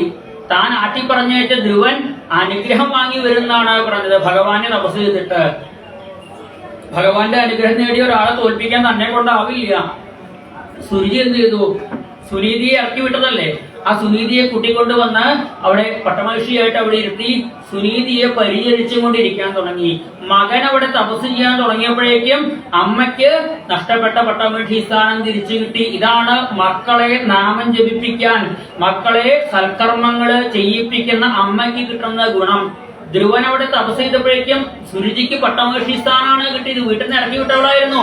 അതേ സുരുചി എന്നെ തിരിച്ചു കൂട്ടിക്കൊണ്ടുവന്ന് ഇവിടെ സുനീതിയെ പരിചരിച്ചു കൊണ്ടിരിക്കുക. മക്കളെ നാമം ജപിപ്പിക്കാൻ അമ്മമാര് ശീലിപ്പിച്ചാൽ മക്കൾ ജപിക്കുന്ന ഓരോ നാമത്തിന്റെയും പുണ്യം ആ അമ്മമാര് കൂടിയാണ് അനുഭവിക്കുക. അതിന് അമ്മമാരെ ജപിച്ച് കാണിച്ചു കൊടുക്കണം. അമ്മമാര് മടിയിലിരുത്തിയും കൊണ്ട് നാമം ജപിക്കണം. അടുത്തിരുത്താൻ പ്രായമായാൽ അടുത്തിരുത്തിയും കൊണ്ട് നാമം ജപിക്കണം. കുട്ടികളെ കൊണ്ട് ഉറക്കെ നാമം ജപിപ്പിക്കണം. നാരായണ നാരായണ നാരായണ ജപിപ്പിക്കുകയാണ് വേണ്ടത്. സുരുചി ചെയ്തു. ഉത്താനപാദൻ തപസ് ചെയ്തു വന്ന് ധ്രുവനെ സ്വീകരിച്ച് കൊണ്ടുവന്നു. കൊട്ടാരത്തില് താമസിച്ചു. പ്രായപൂർത്തിയായപ്പോ ധ്രുവനെ ഭരണമേൽപ്പിച്ച് ഉത്താനപാദൻ കാട്ടിലേക്ക് പോയി. ഉത്തമൻ ഒരിക്കൽ കാട്ടിൽ പോയപ്പോ ഒരു യക്ഷന്റെ അമ്പേറ്റ് മരിച്ചു. യക്ഷന്മാരുമായിട്ട് ധ്രുവൻ യുദ്ധത്തിന് പുറപ്പെട്ടു. എന്റെ അനിയനെ കൊന്നവരല്ലേ എന്ന് പറഞ്ഞ അവസാനം സ്വയംഭൂ മനു വന്ന്, ധ്രുവ 5 വയസ്സിൽ ഭഗവാനെ പ്രത്യക്ഷപ്പെടുത്ത നീ ഇങ്ങനെ യുദ്ധം ചെയ്യരുത് എന്ന് പറഞ്ഞ് യുദ്ധം നിർത്തി. യക്ഷന്മാരുടെ രാജാവായിട്ടുള്ള കുബേരൻ വന്ന് സർവ്വ അനുഗ്രഹങ്ങളും കൊടുത്തു ധ്രുവന്. ധ്രുവനും വത്സരൻ എന്ന മകനെ ഭരണമേൽപ്പിച്ച് കാട്ടിലേക്ക് പോയി. അവിടെ എത്തിയപ്പോഴേക്കും അതാ വിഷ്ണുദൂതന്മാര് വന്ന്, ധ്രുവ ഒരു വൈകുണ്ഠത്തിലേക്ക് പോവാം എന്ന് പറഞ്ഞ് കൂട്ടിക്കൊണ്ടു പോകുമ്പോഴാണ് ആ ധ്രുവൻ വിമാനത്തിലേക്ക് കയറാൻ നോക്കുമ്പോ യമധർമ്മൻ വന്നു. നമ്മളെല്ലാവരും പേടിക്കുന്ന കാലൻ മൃത്യുദേവൻ വന്നിട്ട് പറഞ്ഞു, എന്റെ തലയിൽ ചവിട്ടിയിട്ട് ആ വിമാനത്തിലേക്ക് കയറിക്കോളൂ. മൃത്യോർ മൂർധനി പദം എന്തെത്തുക, ആ മരണത്തിന്റെ തലയിൽ ചവിട്ടിയും കൊണ്ട് ധ്രുവൻ ആ വിമാനത്തിൽ കയറി. ധ്രുവൻ ചിന്തിക്കുക, മരണം എല്ലാവരും പേടിക്കുന്നതാണ്. ആ മരണം എന്റെ മുമ്പിൽ വന്ന് കുമ്പിട്ട് നിൽക്കുക, മരണത്തിന്റെ തലയിൽ ചവിട്ടിക്കോളാൻ പറഞ്ഞിട്ട്. മരണത്തെ തരണം ചെയ്യാൻ എനിക്ക് സാധിച്ചു എന്നുണ്ടെങ്കിൽ അതിന് കാരണം എന്റെ അമ്മ എനിക്ക് പറഞ്ഞു തന്ന നല്ല കാര്യങ്ങളാണ്, ഈശ്വര ആരാധനയാണ്. ആരിലും ദോഷം കാണരുത്, എല്ലാവരിലും നല്ലത് മാത്രമേ കാണാവൂ എന്ന അമ്മയുടെ പ്രേരണയാണ് എനിക്ക് രക്ഷപ്പെടാനായിട്ട് സാധിച്ചിട്ടുള്ളത്. അതുകൊണ്ട് അമ്മയ്ക്കാണ് ഈ വിമാനത്തിലിരിക്കാൻ യോഗ്യത എന്ന് പറയുമ്പോൾ പുരോയാനേന ഗച്ഛതി, മുമ്പിൽ പോണ വിമാനത്തിൽ അമ്മയുണ്ട് എന്ന് പറഞ്ഞു. ധ്രുവനേക്കാൾ മുമ്പ് ആ അമ്മ ദേവസ്ത്രീകളുടെ പൂജ ഏറ്റുവാങ്ങിയും കൊണ്ട് വിമാനത്തിലേക്ക് പോവുക. വൈകുണ്ഠ ലോകത്തിന്റെ തൊട്ടടുത്ത് ധ്രുവലോകം എന്നൊരു ലോകം തന്നെ ഭഗവാൻ ഉണ്ടാക്കി കൊടുത്തു ധ്രുവന് വേണ്ടിയിട്ട്. നാരദ മഹർഷി ഈ ധ്രുവന്റെ കഥ പാടിക്കൊണ്ടിരിക്കുകയാണ് അത്രേ. പ്രജേതസ്സുകൾക്ക് പാടിക്കൊടുക്കുക. പ്രജേതസ്സുകളെ, ഞാൻ ആ സുനീതി മാതാവിനെയാണ് ബഹുമാനിക്കുന്നത് കേട്ടോ എന്ന് പറഞ്ഞു. കാരണം ഒരു മകനെ അച്ഛന്റെ സ്നേഹം കിട്ടാത്ത, കൊട്ടാരത്തിൽ നിന്നും ജനിച്ച വീട്ടിൽ നിന്നും ആട്ടി പുറത്താക്കപ്പെട്ട തന്റെ മകനെ മരണം പോലും വന്ന് കുമ്പിടുന്ന അവസ്ഥയിലേക്ക് എത്തിച്ച ആ അമ്മ, ഏവം സുനീതേ പതിദേവതായ, ആ സുനീതി മാതാവിനെ അല്ലേ വന്ദിക്കേണ്ടത്. ഓരോ കുട്ടിയുടെയും ജീവിതത്തിലെ ഉയർച്ചയ്ക്ക് കാരണം ആ കുട്ടിയുടെ അമ്മയാവണം. നരേന്ദ്രൻ എന്ന ആ കുട്ടി സ്കൂളിൽ നിന്ന് വന്ന സമയത്ത് കരയുക. എന്തിനാ ഉണ്ണി കരയണത്? അമ്മേ, എല്ലാ കുട്ടികളും ക്ലാസ്സിലെ ടീച്ചറൊക്കെ എന്നെ കളിയാക്കി. എന്തിനാ കളിയാക്കിയത്? ടീച്ചർ ചോദിച്ചു, നിങ്ങൾക്ക് വലുതായാൽ ആരാണ് ആവേണ്ടത് പറഞ്ഞു. ചിലര് പറഞ്ഞു, എനിക്ക് വക്കീലാവണം, എനിക്ക് ജഡ്ജി ആവണം, എനിക്ക് കളക്ടറാവണം, എനിക്ക് രാജ്യം ഭരിക്കണം എന്നൊക്കെ പറഞ്ഞു. അപ്പൊ ഞാൻ പറഞ്ഞു, എനിക്ക് കുതിരവണ്ടിക്കാരനാവണം എന്ന് പറഞ്ഞു. കുതിരവണ്ടിക്കാരനാണെങ്കിൽ സ്കൂളിൽ പഠിക്കേണ്ട ആവശ്യമില്ല നിനക്ക് എന്ന് പറഞ്ഞാൽ ടീച്ചർ പിന്നെ നാളെ മുതൽ സ്കൂളിലേക്ക് വരണ്ടെന്ന് പറഞ്ഞു. കുതിര വണ്ടി ഓടിക്കാരാണെങ്കിൽ സ്കൂളിൽ വന്ന് പഠിക്കാനുണ്ടോ? അവിടെ സ്കൂളിൽ കുതിരവണ്ടി ഓടിക്കാനുള്ളതൊന്നും അവിടെ പഠിപ്പിക്കണില്ല. പിന്നെ കുട്ടികളൊക്കെ ദേ കുതിരവണ്ടിക്കാരൻ പോണു, ദേ ഇവ വലിയ കുതിരവണ്ടിക്കാരനാവത്രേ എന്ന് പറഞ്ഞ് കളിയാക്കുകയാണ് എന്ന് പറഞ്ഞു. ഞാൻ ചെയ്തതിൽ വല്ല തെറ്റുകൊണ്ടോ ചോദിച്ചു. ഉണ്ണി, നീ കുതിരവണ്ടിക്കാരൻ തന്നെ ആവണം, എന്താ സംശയം എന്ന് ചോദിച്ചു. പിറ്റേ ദിവസം ആ നരേന്ദ്രൻ കിടന്നുറങ്ങി രാവിലെ എണീക്കണ സമയത്ത് കാണാൻ പാകത്തിന് അമ്മ വലിയൊരു കുതിരവണ്ടിക്കാരന്റെ ചിത്രം കൊണ്ടുപോയി ഒട്ടിച്ചു വെച്ചു. ആരുടെ? പാർത്ഥസാരഥിയായിട്ടുള്ള ശ്രീകൃഷ്ണ ഭഗവാന്റെ ഗീതോപദേശത്തിന്റെ ചിത്രം. ഉണ്ണി, ഇതുപോലത്തെ കുതിരവണ്ടിക്കാരനാവണം എന്ന് പറഞ്ഞു. അർജുനന്റെ ആ പേരിൽ കെട്ടിയ കുതിരകളെ തെളിച്ചുകൊണ്ട് അർജുനനെ വഴി തെറ്റാണ്ട് വിജയത്തിലേക്ക് എത്തിച്ച ഈ കുതിരവണ്ടിക്കാരുണ്ടല്ലോ ശ്രീകൃഷ്ണൻ, ശ്രീകൃഷ്ണനെ പോലെയുള്ള കുതിരവണ്ടിക്കാരനാവണം എന്ന് പറഞ്ഞു. ആയി മാറിയില്ലേ ലോകത്തെ മുഴുവൻ, തളർന്നിരിക്കുന്ന ലോകത്തെ മുഴുവൻ ഉത്തിഷ്ഠത, ജാഗ്രത, ആദ്യം എണീറ്റ് നിൽക്കൂ നിങ്ങള്, എന്നിട്ട് ഉണരൂ എന്ന് പറഞ്ഞത്. രാവിലെ കുട്ടികൾ അമ്മയെ അങ്ങനെ കുട്ടികളെ പോലും വിളിക്കുക, ഉണരൂ എണീക്കൂ എന്നല്ലേ പറയുക. ഇതങ്ങനെയല്ല, ആദ്യം എണീക്കുക എന്നിട്ട് ഉണരുക. ഉണരേണ്ടത് ശരീരമല്ല, മനസ്സാണ്. അവനവന്റെ ഉള്ളിലുള്ള കഴിവിനെ മനസ്സിലാക്കി, ഞാൻ കഴിവില്ലാത്തവനല്ല, എനിക്ക് കഴിവുണ്ട്, എനിക്ക് തന്ന കഴിവ് കൊണ്ട് ഞാൻ എന്നെ ഏൽപ്പിച്ച കർമ്മങ്ങൾ ചെയ്യും. ലോകത്തിലെ നല്ല നല്ല കർമ്മങ്ങൾ ചെയ്ത് ഞാൻ എല്ലാവരുടെയും പ്രീതി സമ്പാദിക്കും. എന്റെ കഴിവ് പരമാവധി ഞാൻ ഉപയോഗിക്കും എന്ന മനസ്സിനാണ് ഉണർവ് വേണ്ടത്. ലോകത്തെ മുഴുവൻ ഉണർത്തിയ നരേന്ദ്രൻ വിവേകാനന്ദനായി മാറിയത് ആ ഭുവനേശ്വരി ദേവി എന്ന അമ്മയുടെ പ്രേരണയാണ്. ശിവജി എന്ന മഹാത്മാവിനെ ലോകത്തിന് സമ്മാനിച്ചത് ഇതാബായി എന്ന അദ്ദേഹത്തിന്റെ അമ്മയാണ്.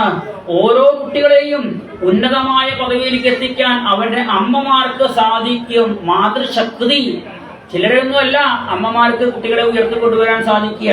ഈ ധ്രുവനെ മരണം പോലും തന്റെ കാൽക്കീഴിൽ വന്ന് നമസ്കരിക്കുന്ന പദവിയിലേക്ക് എത്തിച്ചു അമ്മയായിട്ടുള്ള സുരീതി മാതാവ്. ഈ ധ്രുവന്റെ കഥ. ഇനി ഭഗവാന്റെ പൃഥു അവതാരത്തെ കുറിച്ചാണ് നമുക്ക് പറയാനുള്ളത്. ഉച്ചയ്ക്ക് 2 മണിക്ക് പാരായണം തുടങ്ങി 3 മണിക്കുള്ള പ്രഭാഷണത്തില് ആ പൃഥുവിന്റെ കഥ കേൾക്കാം. സർവത്ര ഗോവിന്ദ നാമ സങ്കീർത്തനം.